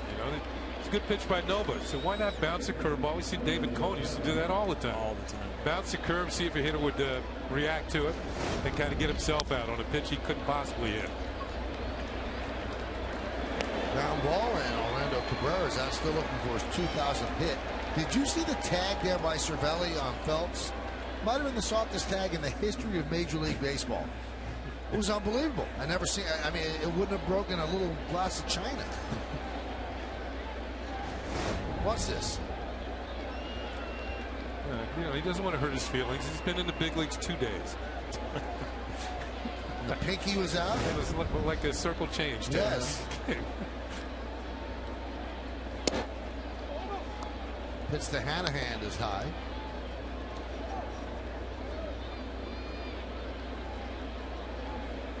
(7-2) Yankees lead, trying to snap a 3-game losing streak.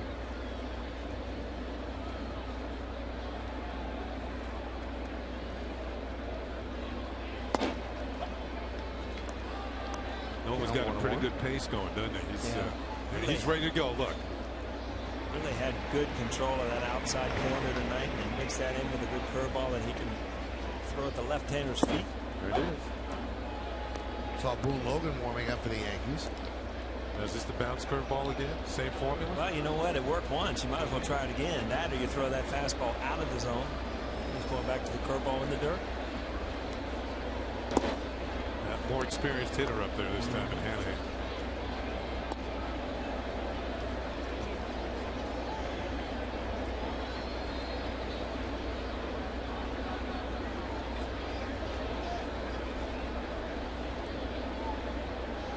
The 2-2. 3-2.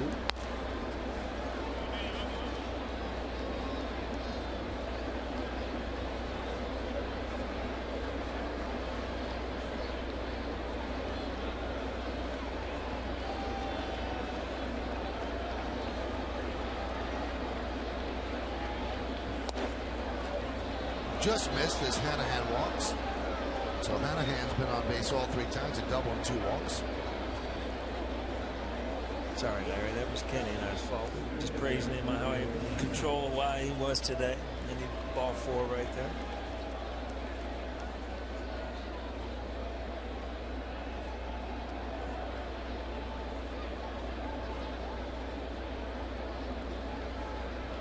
94 pitches for Nova. He'll face Brantley. And a strike. Yeah, Nova actually started this game out very well. Like the first 12 batters he faced, only one of them got on base. And that kind of set the tone for the rest of the game. Now he's gone through the lineup a few times now, and he's gotten himself a few hits. But he still really hasn't been in what I'd call a major jam as the game has gone. That's a good pitch. Wow. That looked pretty good. Funny, that's really the first fastball that he's thrown inside. He's been throwing everything outside. Kind of caught the umpire by surprise. And this ball's going to run back. See if it gets to the corner. Very close. Yeah, not quite. Always thought Dale Scott was a good ball strike umpire. You know, I'm going to agree with you. Yeah, he's pretty good. Did you just look up at the sky? Did you just see a pig fly? Yeah. O'Neill thought an umpire did a good job. I thought he was one of the better balls and strike umpires. Wow. That doesn't mean I didn't disagree with him a couple times.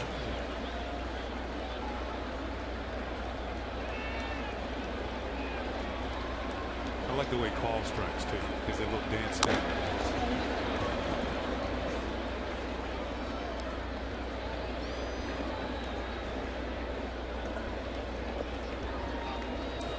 Every umpire has their own way of doing it, and I think after a while you got to pick out your favorites. And I like Jim Joyce because he's so loud, and I like Dale Scott because he has this unique signature move that he has when he calls a strike.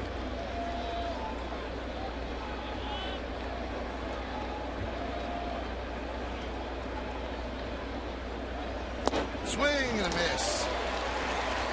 And Nova strikes out Brantley. No runs, no hits, no errors, and one man left. At the end of 6 1/2, time for the 7th inning stretch here at Yankee Stadium. Yankees lead the Indians 7-2, but we're going to stay right here to honor America in the Bronx. And offer a moment of silent prayer.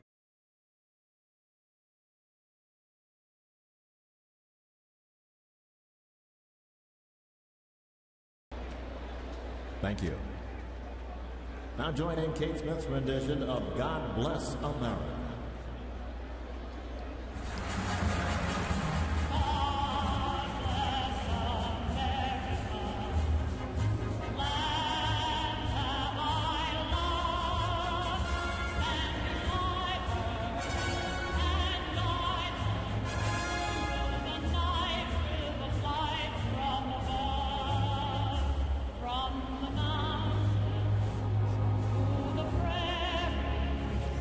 To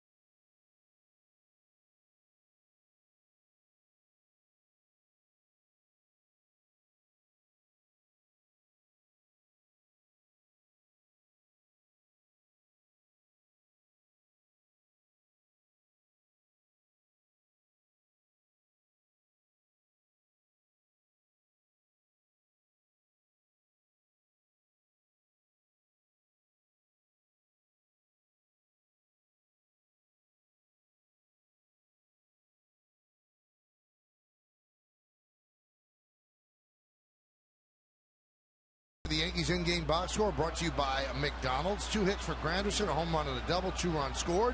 Robinson Cano 3 for 4. So is Jorge Posada.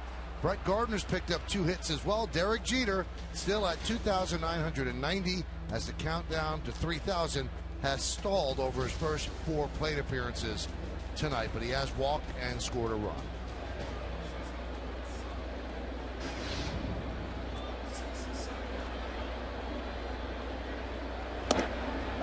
Brett Gardner takes a strike.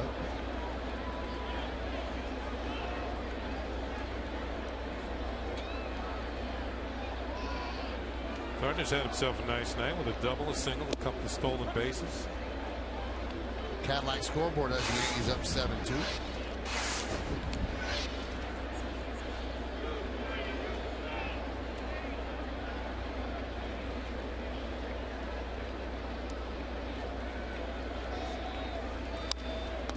Ground ball to second.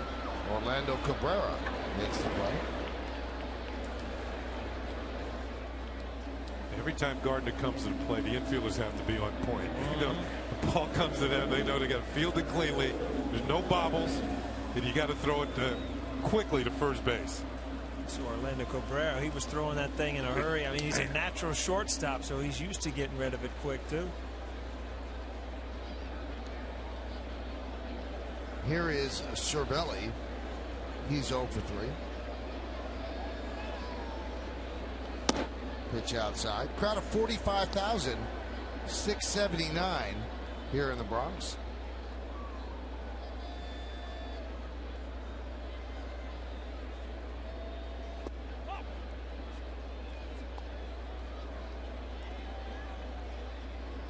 It's really supposed to cool off this weekend, right? For a couple day baseball games for us. That's what they're saying. That's what this rain's supposed to bring. Right. But they said that yesterday. It was pretty steamy today. I'll tell you what, it was hot today, but it wasn't anything like it was the first couple games in that Red Sox series.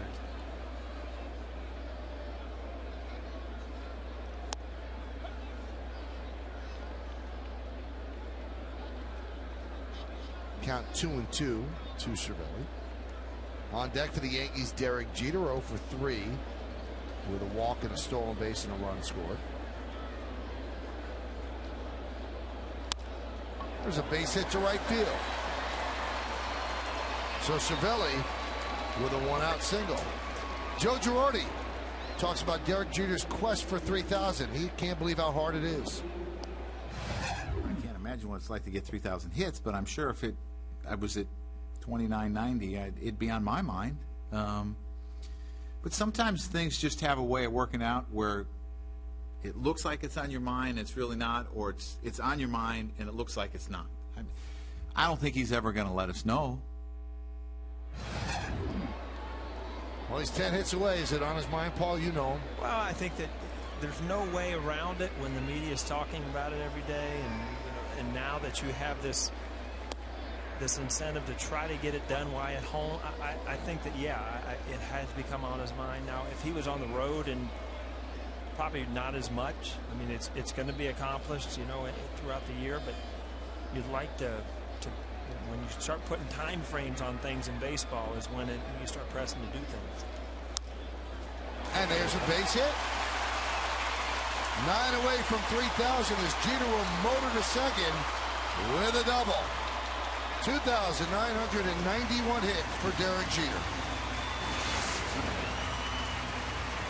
Yeah, I think it has to be on his mind. I mean, he's just trying to do what he's always done. Right. They get to this point, and now just 9 away. I heard you guys talking the other night that Sam Rice was not aware of how many hits he had. Yep. And in this day and age, that could not happen. It just could not happen because, you know, the communications and all that sort of thing. He would know he had to stick around for 15 more hits.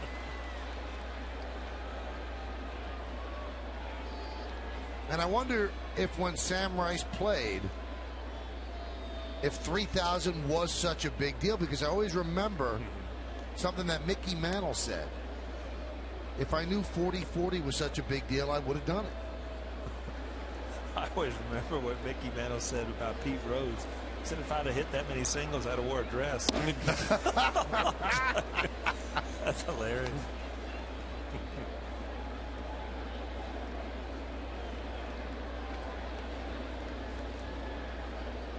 But you know, looking back at kind of on what you were talking about, Kenny, about he's just doing what he does, and that's get base hits. And you look back at Alex Rodriguez, you know, 500 and 600 home runs.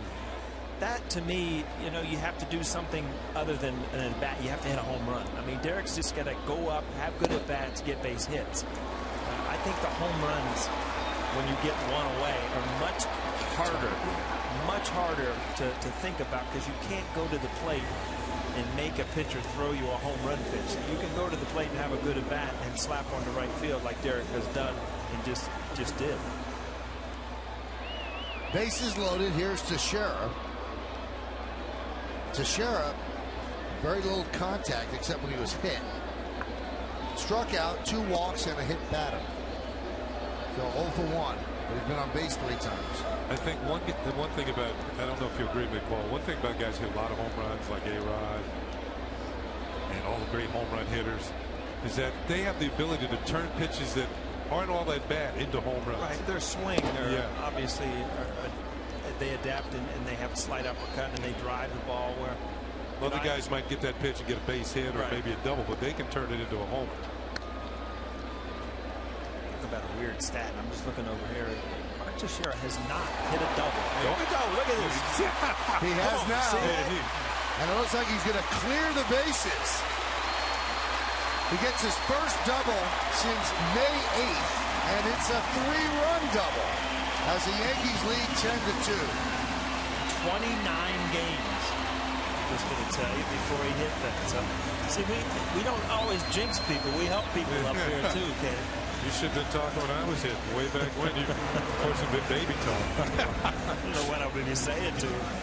See that ball up in the zone. Mark Teixeira turns on it.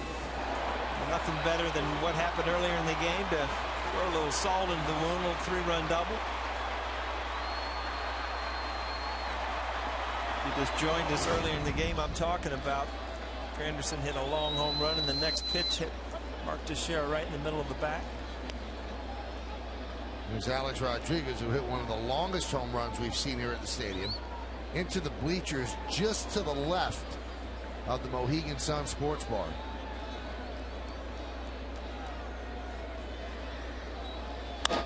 That one is laced into right center. It's going to be there for a base hit. Sizemore dives, but it gets by him. Teixeira will score. Alex Rodriguez lopes into second with an RBI double. And the Yankees now lead 11-2.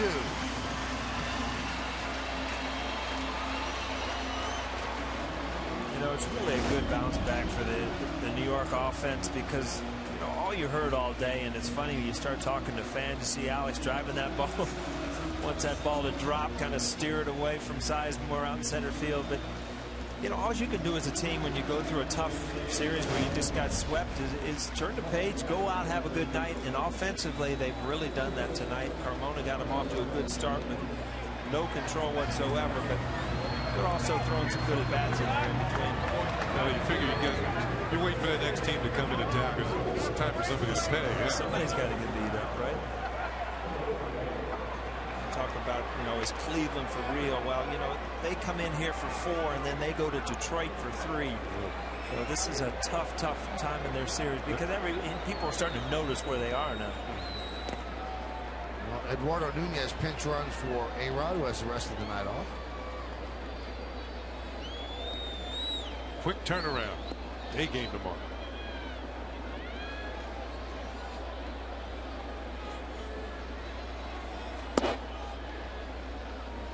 Count 2-0. Only one Yankee starts you, Michael. Don't you like the day game? Or your night game? I like every time they play a game. Yep. Mid-afternoon, day, doesn't matter to me. Whatever time, it's a baseball How about you, game. Kenny? You know, when I was a rookie, I wondered why the veterans didn't like day games after night game. When I became a veteran, I realized why they didn't like them. For some reason, that ball just looks a little brighter at night. I just love night games. I did like playing at night, especially in the summer. It was a little cooler.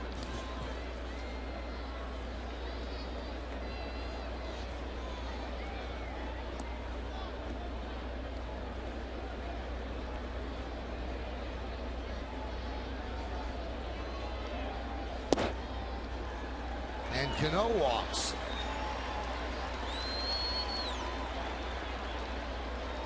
Well, what's happening here is if the Yankees can get a couple more runners on, that would ensure that Jeter would get another at-bat in the 8th inning.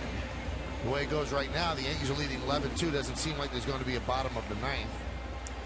Only one hitter without a hit tonight. Nick Swisher. Could be the last man to the party. That is so bad when you feel like you're that guy. I remember a game we scored 21 runs once against the Indians, and Joe Torre pulled me out in like the 5th. He said, "It's just, I was the only guy out there that hadn't scored a run, hit a home run, got to hit anything." Anything. I don't even know if I fouled a ball off. Everybody else is, it's like a circus for them. They're just running around the base. It's just one of those days.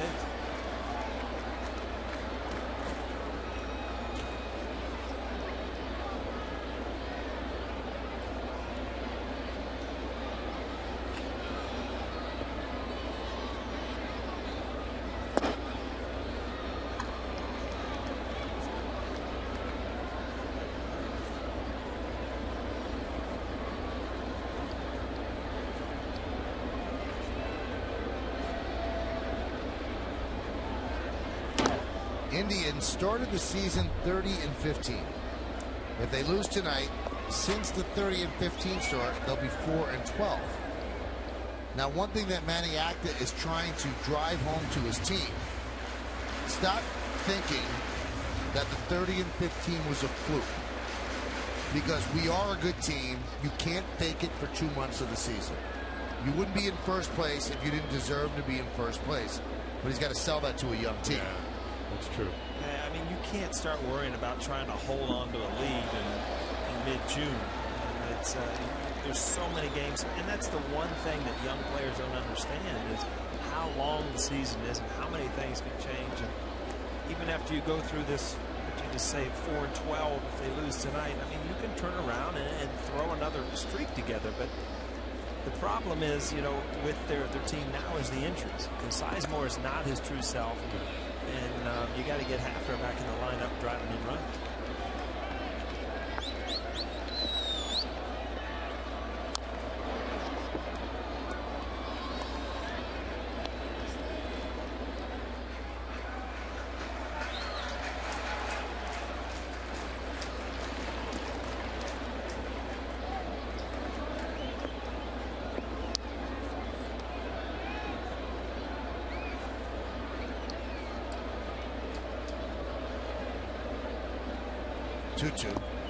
You know, Paul, you were mentioning that game that Joe Torre took out, so I'm trying to go back in my mental Rolodex.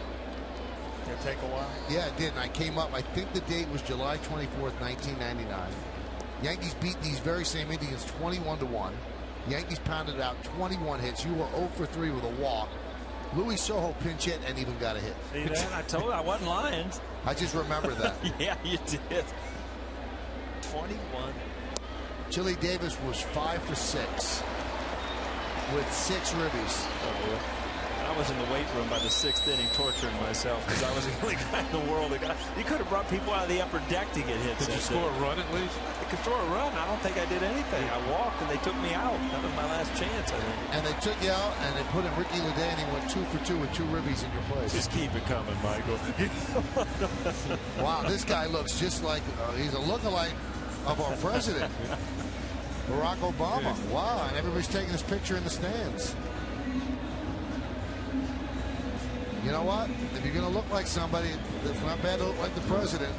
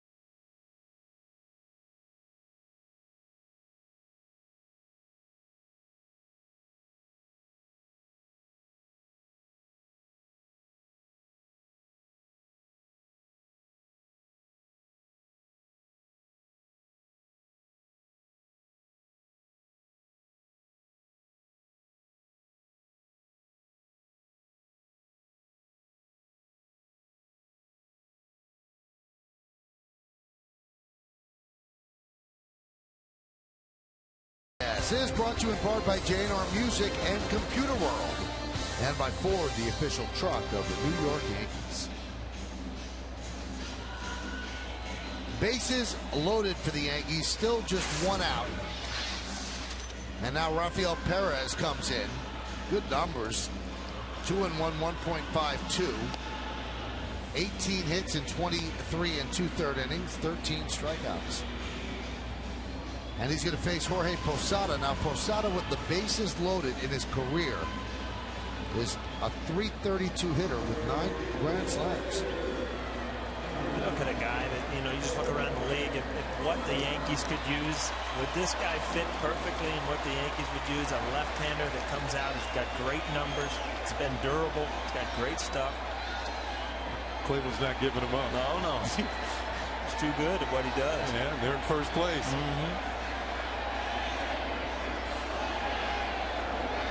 Well, this little rally means that Jeter will come up again. Either this inning or next inning for sure. Posada's the 7th batter in the lineup. Bases loaded, 1 out. Posada got his first 2 hits batting right-handed after an 0-for-27 start in the first game of the series against the Red Sox, when he came in off the bench after Mark Teixeira got plunked just on the side of the right knee and had to lead the game in the first inning. Posada played first, and against John Lester picked up 2 hits. 3 hits overall in that game. Count 2-0. The offense has been consistently clicking tonight. They scored every inning but 1.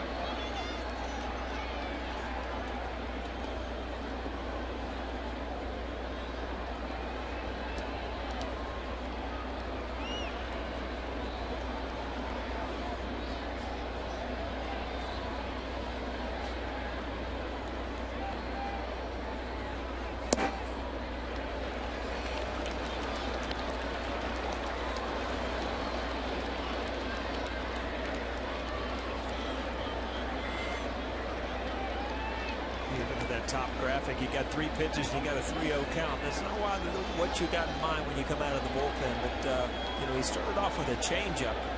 Thinking Georgie's going to try to jump on that first fastball, and now he's falling behind. 3-0, bases loaded. Taking all the way, there's a strike.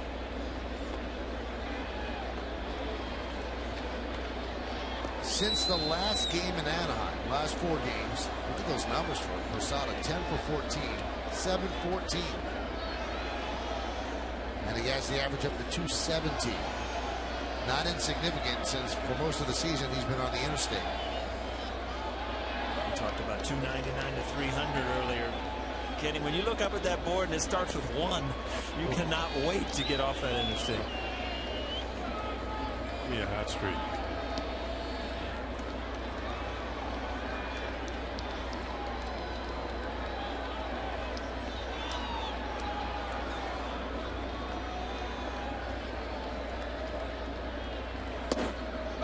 Now the count 3-2. What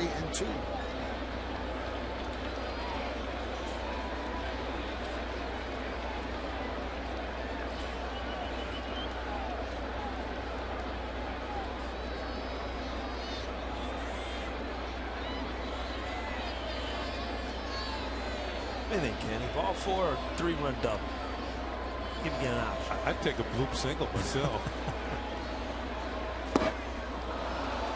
Posada down swinging. 2 outs. Well, that's ball 4. Let's take a look at this last pitch. He went to the breaking ball. 3 went to the tricks. After 3-2 fastball, I thought the best pitch for Jorge was the 3-1 pitch that he took for strike 2.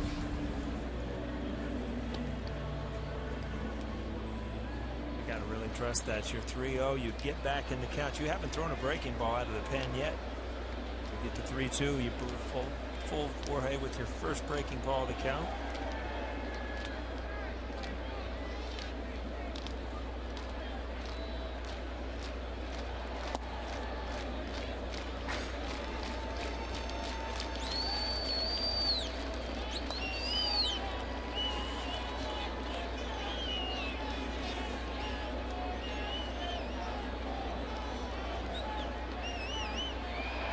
11-2 Yankees lead, looking for more. Brett Gardner started the inning innocently enough with a ground ball to second. That was about 2 hours ago. A 1-0. 1-1.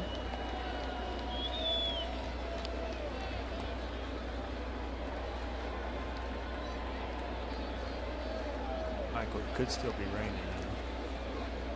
It could. You mean from last night? Yeah, basically we would have waited. Huh? A 1-1. Slap foul. Just thinking though, I mean, throughout this game, things we haven't seen yet. I mean, Alex Rodriguez hits a ball up in the StubHub section. Georgie pulls a towel out of his pants during the rain. I mean, there's a few things we've seen for the first time tonight. That's why you got to watch each and every game. There's something you might see that you've never seen before. Every inning. See, I didn't even know there was grass on the top of the StubHub sign. And you learn these things.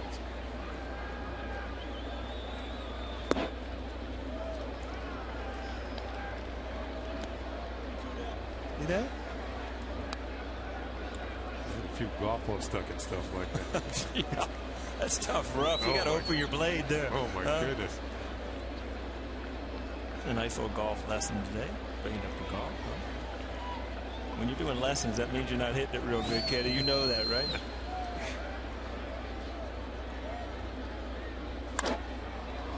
Popped up. Shallow left. Brantley makes the play, and that will do it. But the Yankees score 4 runs. Mark Teixeira got 3 of them with that double.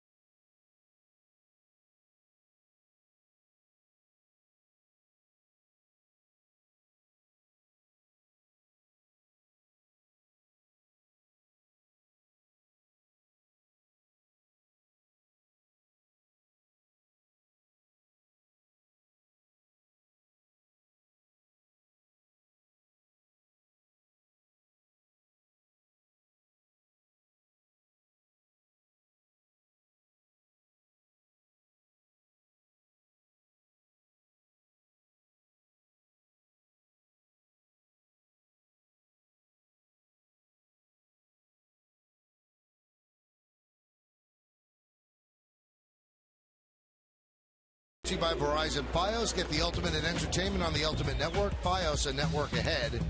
Mitch Talbot's going to go for the Indians, 2-2, 4.18. And Bartolo Colon will face his former team. Goes for the Yankees. He's 4-3, 3.39. It all starts at noon right here on Yes with the BP Show. 12:30 pregame show. Right around 1:07 we'll get the first pitch.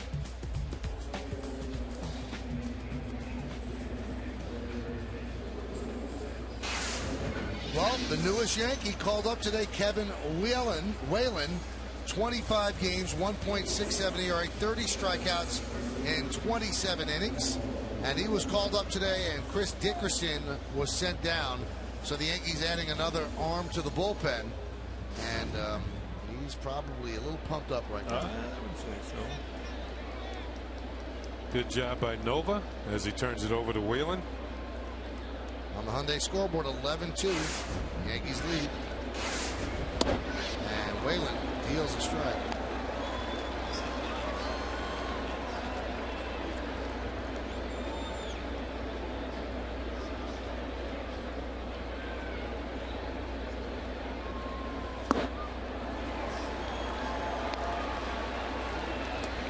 do we know about Whalen?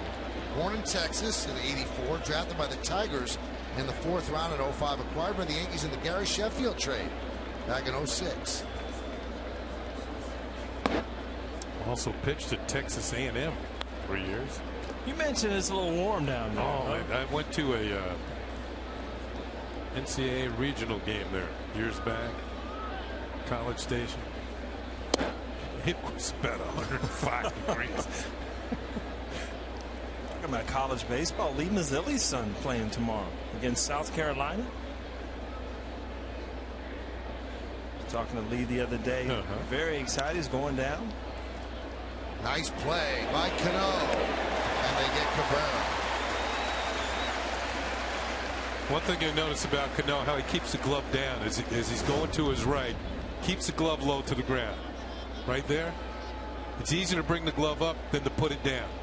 And he just throws on the run across the body.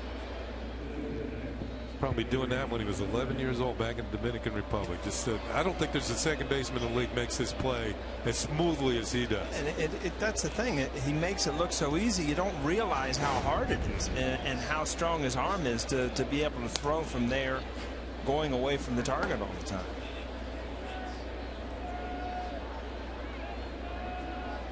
Robbie, I'm going to praise you for your defense, but you're still not a 270 hitter. I don't care what anybody tells me. Whalen's key is fastball location. We can say that about a lot of pitchers, but they want him to get ahead so that he can employ a splitter, which is his out pitch. Looked like he was doing a lot of it as Grant Wilson. 30 strikeouts in 20-something innings. He breaks that ball from his glove. Weird. I mean, almost like it's going to show it to the hitter. You would think a guy that, you know, relies on his split finger has to keep that ball in his glove. Kind of separates it before he gets in his windup.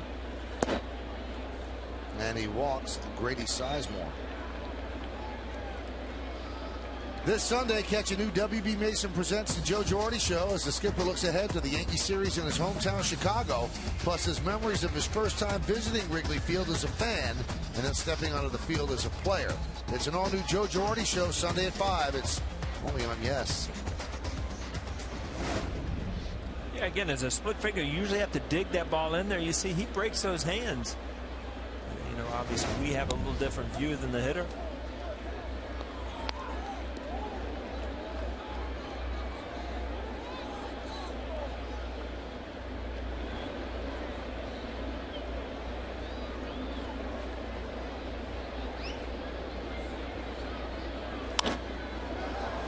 Popped up.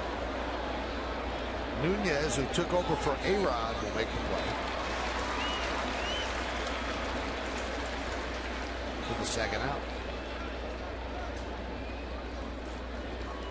Saw Mark Teixeira there, and you see the nod by Whalen on the mound. Teixeira is informing the youngster that he's going to play behind Sizemore at first base. So,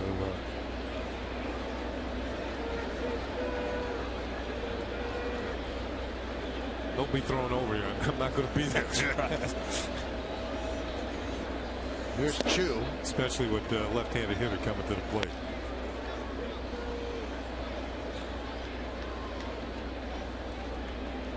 Chu has been struggling. His last run batted in was May the 22nd.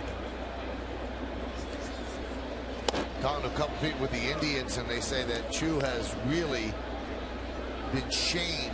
He was picked up on DUI charges at the beginning of May, and he is such a god in Korea that he's lost face there, and that is a big part of that society, and he's just beside himself. It's just hard for him to get himself straightened out because he's so embarrassed about what he did, and you see the numbers over the last couple of years, just a top flight player trying to shake off the embarrassment of that DUI. You know what's funny is, you know, if something happens in your life and you're a baseball player, that's all you know. So what do? You take the work with you, you take it out of the field, and you try to do more than you're capable of doing it, and it backfires on you. You know, I mean, what other way can you make it up as a baseball player that go out and try to do great things out on the field, and next thing you know, you're slumping, and it just becomes a an issue. Like a big weight on your shoulders. You can't get rid of it. Talking to Tom Hamilton, longtime radio broadcaster for the Indians, he said Chu having a DUI in Korea is like almost the president here in the United States having a DUI. Wow. Pitches outside, so Chu ends up walking. Second walk issued by Whalen.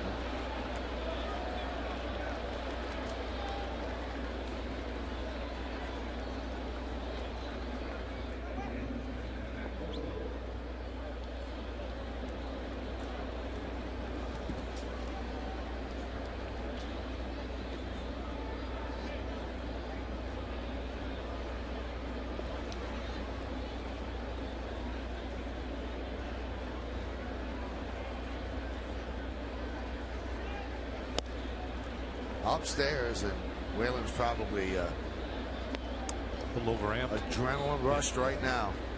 Yeah, I was looking at the Yankee bullpen. There's nobody warming up, and I was thinking maybe Joe Girardi lets him pitch to ninth as well. Maybe.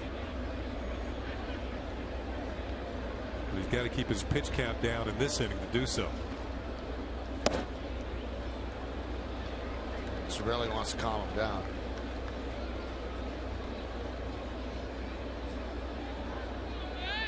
This is how Whalen became a Yankee. He came along with Anthony Claggett and Humberto Sanchez for Gary Sheffield.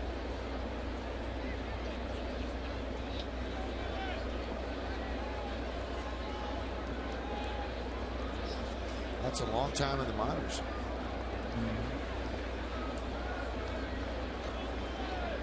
Short or long, minor leagues aren't the place to be when you're trying to play baseball.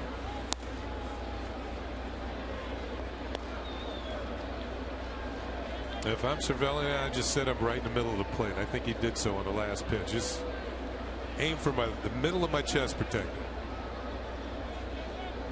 Yep, he's got the glove right in the middle. Didn't hit it. So 3 walks by Whalen. Called up today.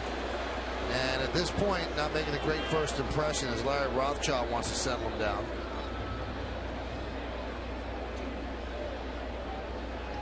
At this point, Cleveland's just trying to let him paint himself into a corner. They're not up there swinging. They're going to be taking pitches.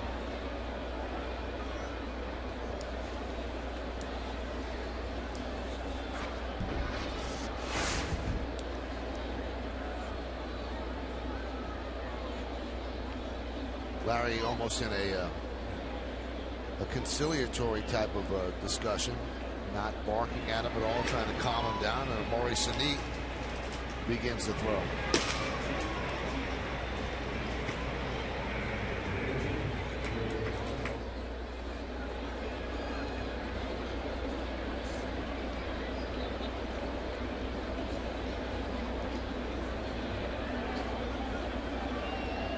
So here is Cord Phelps. He got his first big league hit today.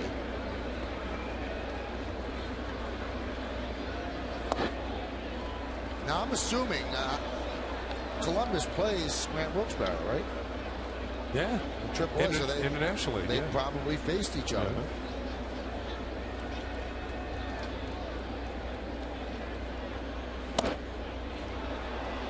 Count 2-0. I guess they tell you to take deep breaths now, but you might start hyperventilating. It's so hard. I mean, hitting, you're grinding, you're squeezing the bat as a young player. Pitching, it just seems to go in fast motion. You just can't control things. There's a strike. And he gets the crowd behind him. At least he got a Yankee Stadium cheer, huh?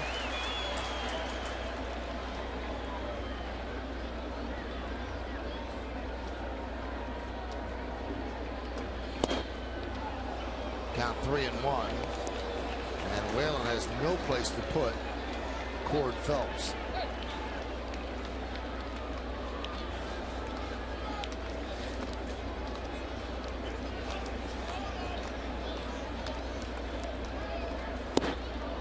And that one rides out of the zone, so 4 walks forces home a run. And it's 11-3 Yankees.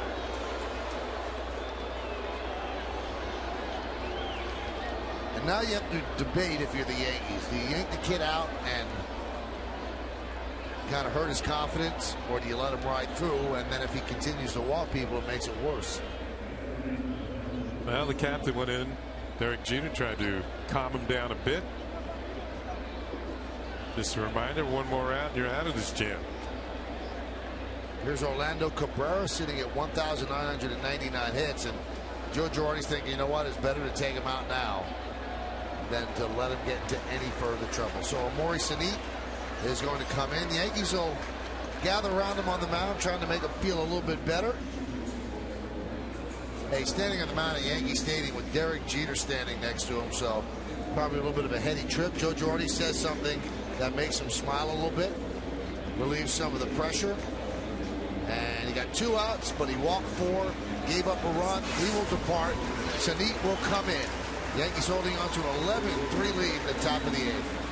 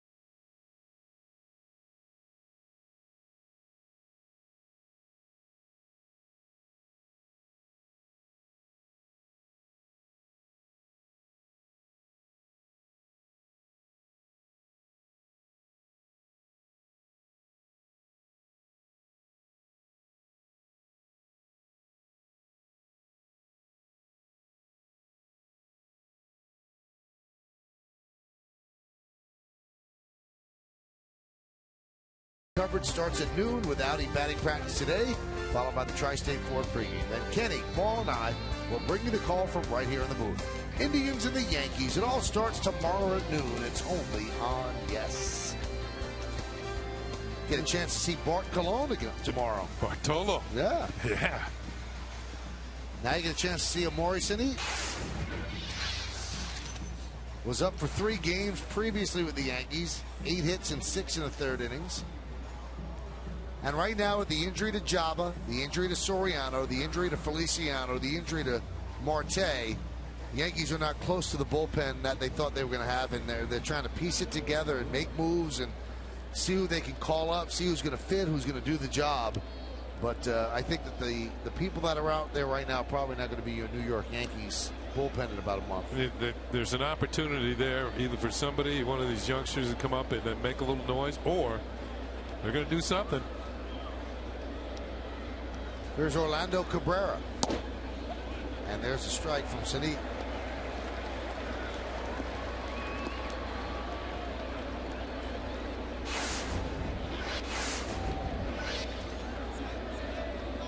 Cabrera is 0 for 3.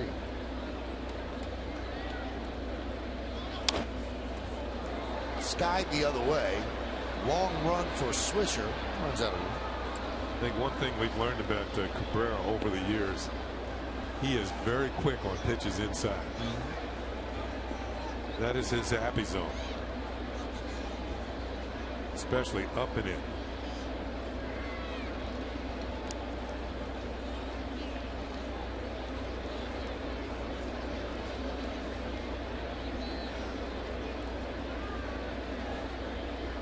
Bases loaded, 2 outs.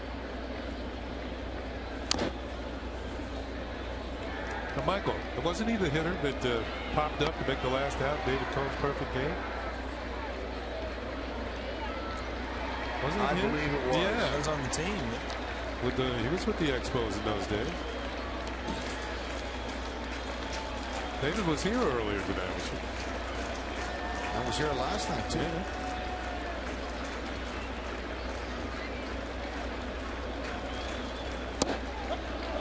Strike three. Orlando Cabrera punched out by Amaury Sinet and Dale Scott.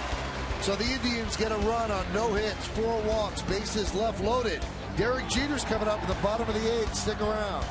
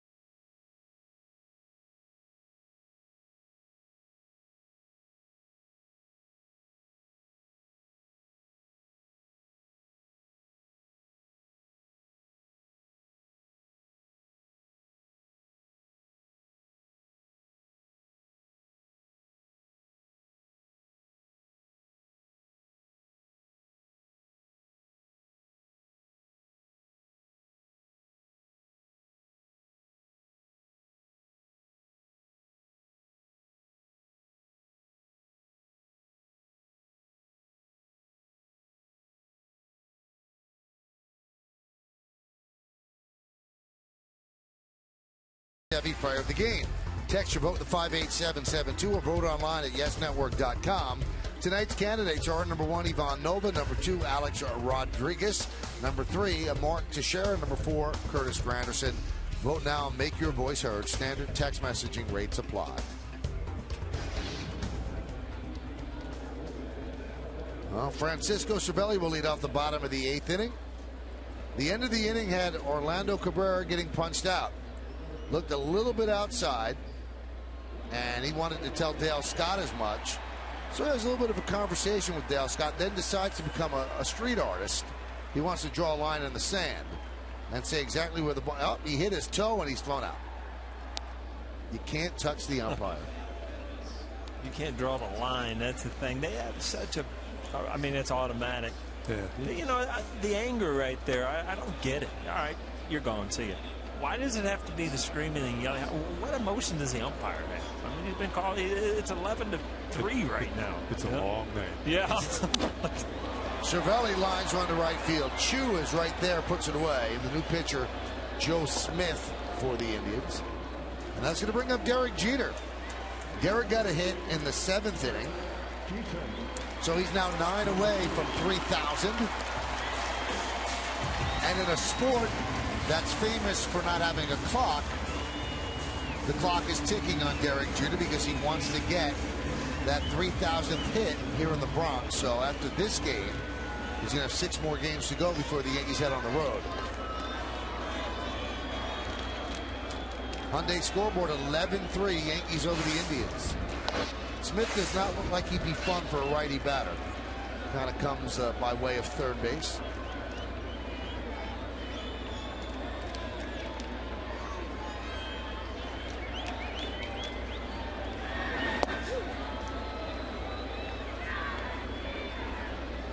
Jeter walked, grounded to third, grounded to short, grounded to second, tried everybody.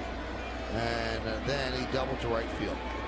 Scored 2 runs and has stolen a base. He's got a 6-game hitting streak now. Good numbers on Joe Smith.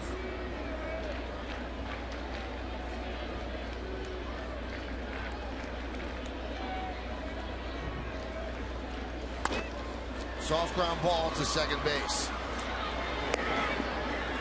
2 away. Adam Everett is the new second baseman. takes over for Orlando Cabrera, who was thrown out. Now, Michael, you said that Smith and his delivery is difficult for a right-handed hitter, but it's that much easier for a left-hander to see him. And it gives you a nice long look with his arm action, and if he gets something in the wrong spot, you can really deliver. Granderson delivered in the second inning a solo home run. Then he doubled and scored in the 6th and walked and scored in the 7th. So he's 2 for 4. He's now scored 51 runs. That leads the Yankees. There's a ground ball to second base. Everett to Laporta, and that will do it. Yankees go down in order. Last licks coming up for the Indians. Top of the 9th. They trail 11-3.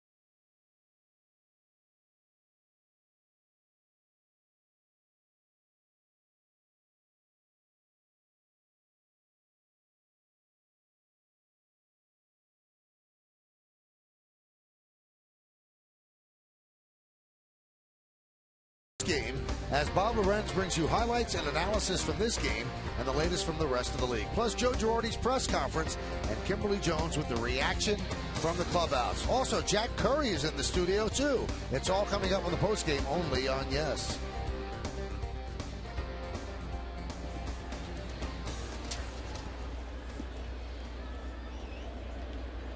Jack Hanahan will lead off the 9th inning.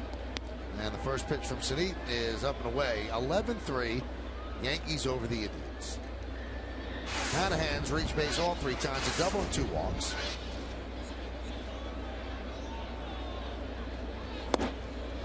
And a strike. Turn away from the monitor and all the sound effects are going on. It's like you're getting attacked by something. There's some cool stuff going on with the things that come up on the screen. I guess I never thought of it that way. Pretty cool. We got cool stuff here. That's right. A lot of toys.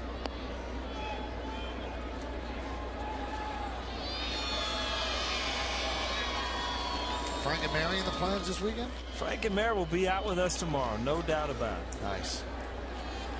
Kenny, any late birthday celebrations tonight? He's got a day game tomorrow. Those days are over. Swing and a miss. Hanahan down on strikes. Years ago, maybe. Alex just chilling. Long home run for him today. Also an RBI double. Just staring out at that stub hub out there thinking, man, I hit one over that thing. Last year you made a big deal of State Farmville, so StubHub land is big. That's impressive. I didn't even think we had a camera angle that got up into StubHub. If you missed it, Alex hit one of the longest home runs we've seen here in the 4th inning. Right over the StubHub sign, and that's in deep left center field, really just to the left of dead center. Fans who sit out there don't even bring gloves to the ballpark. They don't think they're getting anything.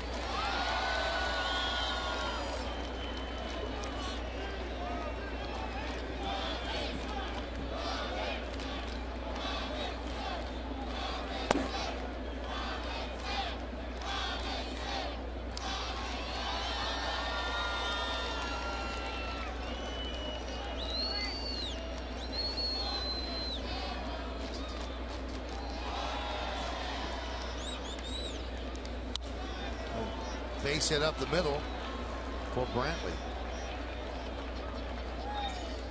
Why don't we check out the Land Rover drive of the game? I wonder what it is. You know what? Let me take this, Kenny. Just because I've enjoyed this so long. Boom, we know it's gone. It's just a matter of how far. There it is. It's the Hub Club. Impressive. It's only got one member, I think, and that's A-Rod.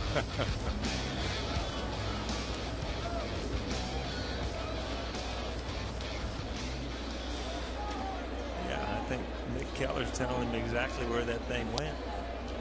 As Drupal Cabrera swings and misses.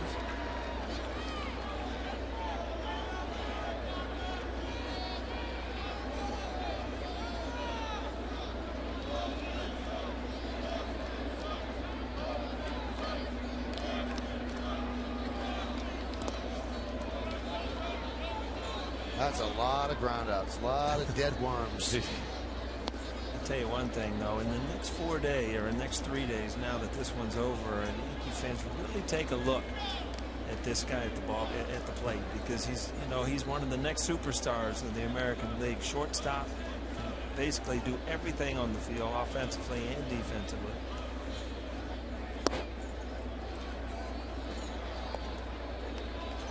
Switch hitter.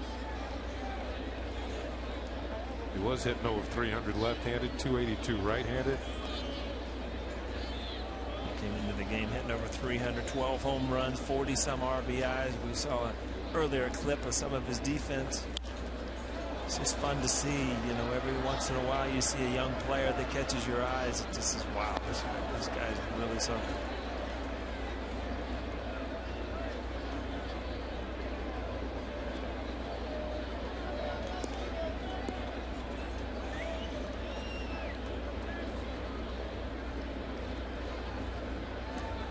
Cleveland got him from Seattle for Eduardo Perez.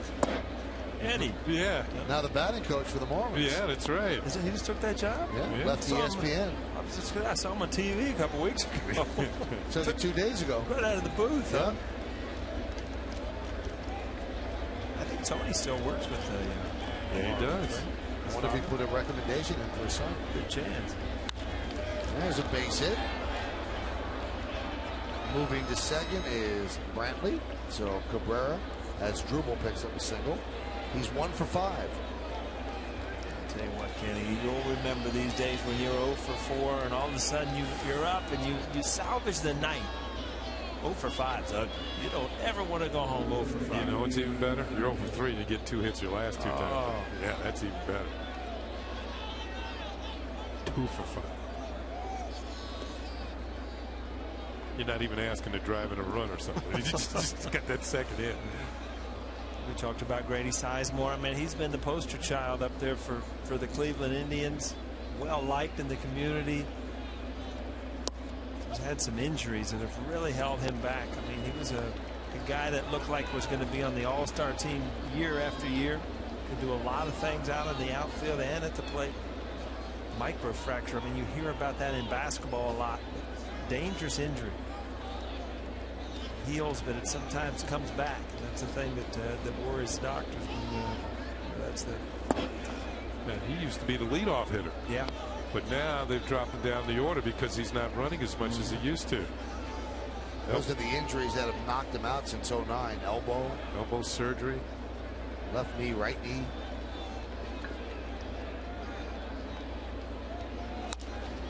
There's a ground ball through for a base hit.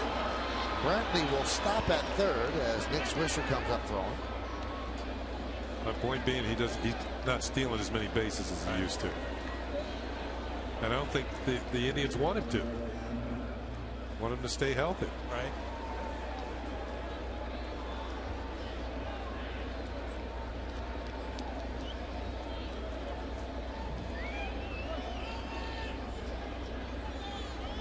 See Carlos Santana, and you look back a couple years at one of the best pure hitters in the league now out in Anaheim, Victor Martinez.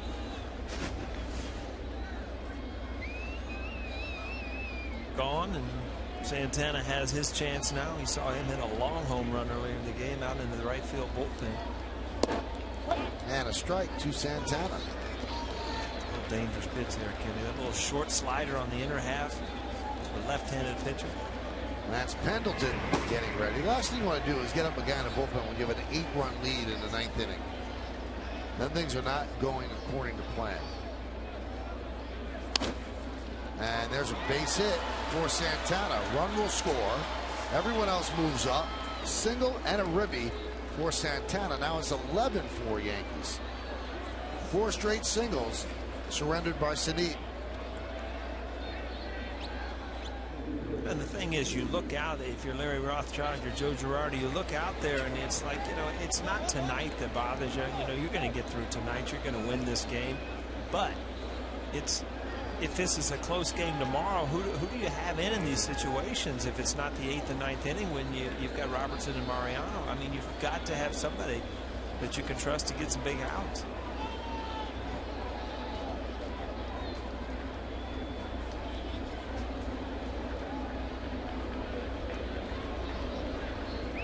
Joe Girardi sent Cervelli out there to talk to Snead, so Pendleton can get a few more tosses in the bullpen.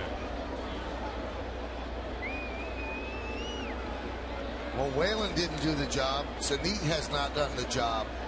And now they'll try to have Pendleton come in and do the job. And that right now is the state of this bullpen, which is in flux, trying to rebound from the sudden rash of injuries. Yankees trying to hold on. We'll be back.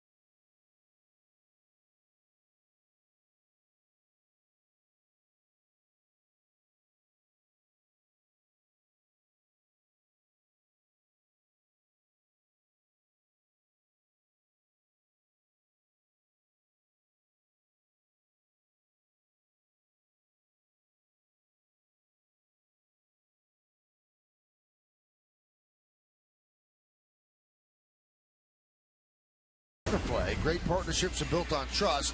At G Capital, we prove that every day. Yeah, watch Granderson at second. He's going to attempt to steal third. He's going to get some help from third base coach Robbie Thompson. When the ball gets away, Granderson immediately looks up at the coach, gets a signal to head home, and the Yankees pick up a run. Granderson never knew where the ball was, but he knew what his coach was telling him. So Robbie Thompson, part of the GE Capital partner play. Now Lance Pendleton will try to get the final couple of outs of this game. You see his numbers. This last time I gave up his first big league runs. 8 hits, 5 walks, 5 strikeouts in 11 innings, a 2.45 ERA. Made his major league debut this year with the Yankees. And he faces a tough customer in Chu. Chu 0 for 3 with a walk.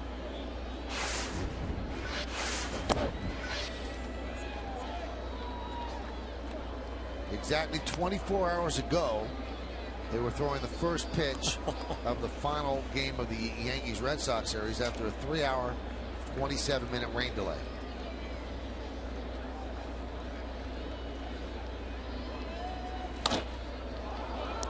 Rip foul.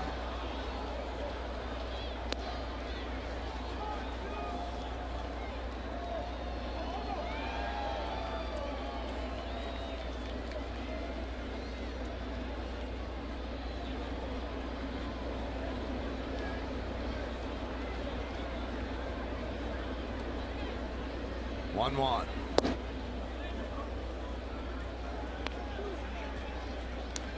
This happened. He started batting practice today, right? Yep. This is not what you want when you're up 11-3, to get your closer up. But Joe's thinking if Chu hits a home run, makes it 11-8, goes from 11-4 to 11-8. That's a safe situation. No, and one more guy would have to get on. You have to have the tying run on deck. 3-run lead with nobody out in the ninth is a save. He forces in a run.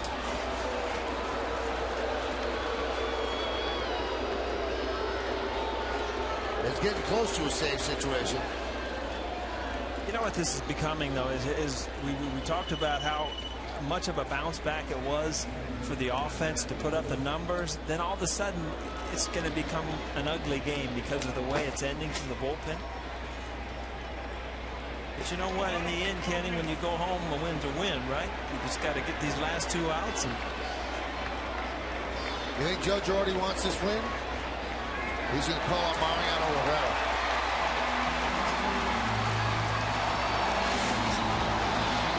It's 11-5. It's not even a save situation.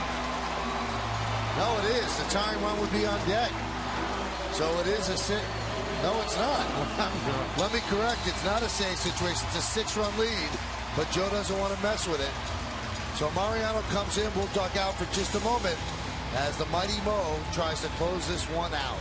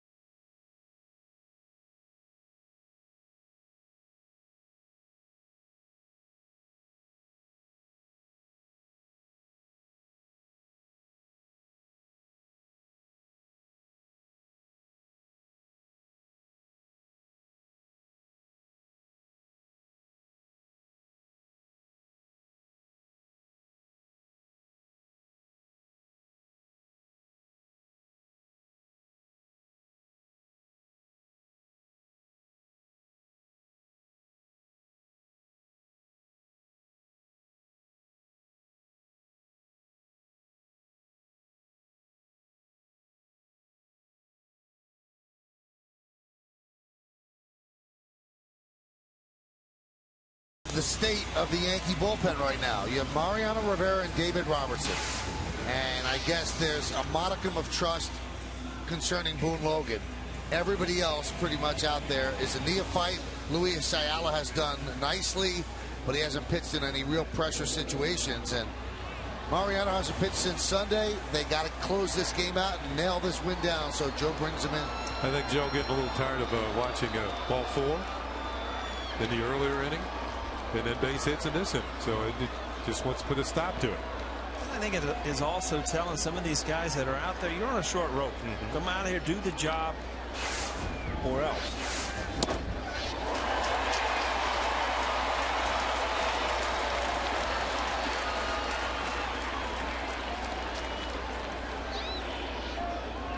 Laporta tonight 1 for 3 with a walk.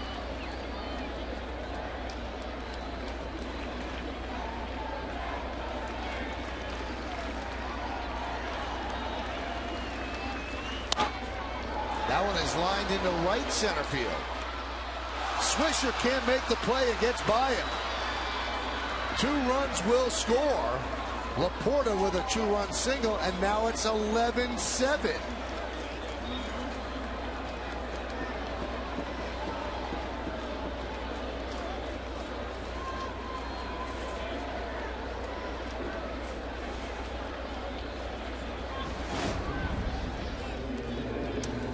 Here's another look. It looked like this ball got up and towards the middle of the plate. Laporta got decent wood on it, not the best wood. But Nick Swisher trying to close the gap, lays out and comes up a little short. And Cleveland will score a couple of runs. There's Laporta on the follow through with the swing, and this finds the gap in right center.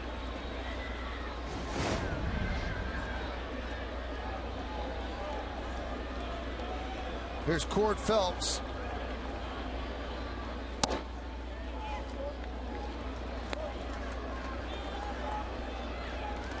Count 1-0.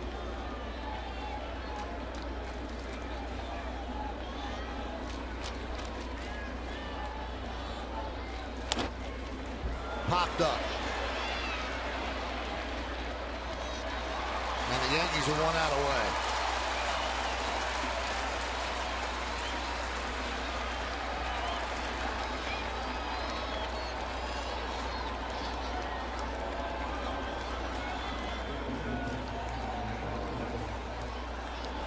That's going to bring up Adam Everett. This is the spot vacated by Orlando Cabrera, who was thrown out of the game, arguing a called third strike in the 8th inning. So Everett's first time up. Cabrera was 0 for 4. 0-1.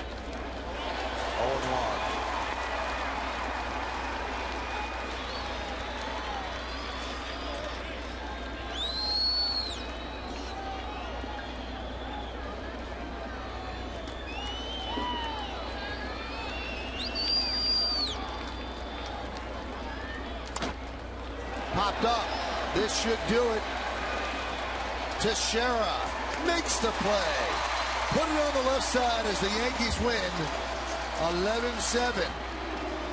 It wasn't easy, especially in the late innings, but the Yankees hang on for an 11-7 win.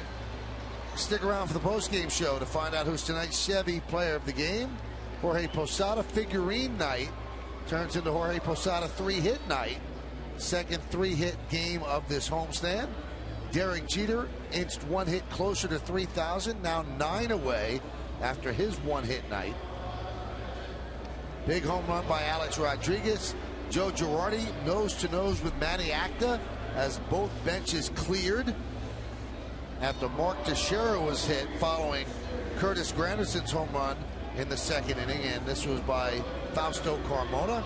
And Alex Rodriguez with a monster home run out by the StubHub sign out in left center field. So the Yankees bounce back, snap a 3-game losing streak with an 11-7 victory over the Indians. And now let's go down on the field with Kim Jones. Kim? Mark, the 9th inning got a little hairy, but with Nova's performance and plenty of offense, how much did you need a win like this? Yeah, we really need this one. I think for our offense more than anything. You know, Nova pitched great, obviously, but it feels good to be able to score 11 runs every now and then. You guys put 3 on the board in the first. Granderson hits a long home run. And then, Mark, what do you see from Carmona? I see a sinker baller that throws everything to me down and away, and then I get one in my neck. So, unfortunately, he decided that's the way he wanted to pitch me, and I didn't care for it too much. Do you believe it's because of the Granderson home run? Oh, yeah. Curtis hit that thing to Harlem. I mean, he crushed that ball, and, I guess the next pitch he wanted to send some kind of message. Bench is clear. Take us through that, and if you saw your manager getting after it with Manny Acta. Yeah, I love it when Joe sticks up for us. Joe's the best, and I wouldn't want to mess with Joe. I think he's got 15 years on me, but I think he can still take me. Bases clearing double in the 7th.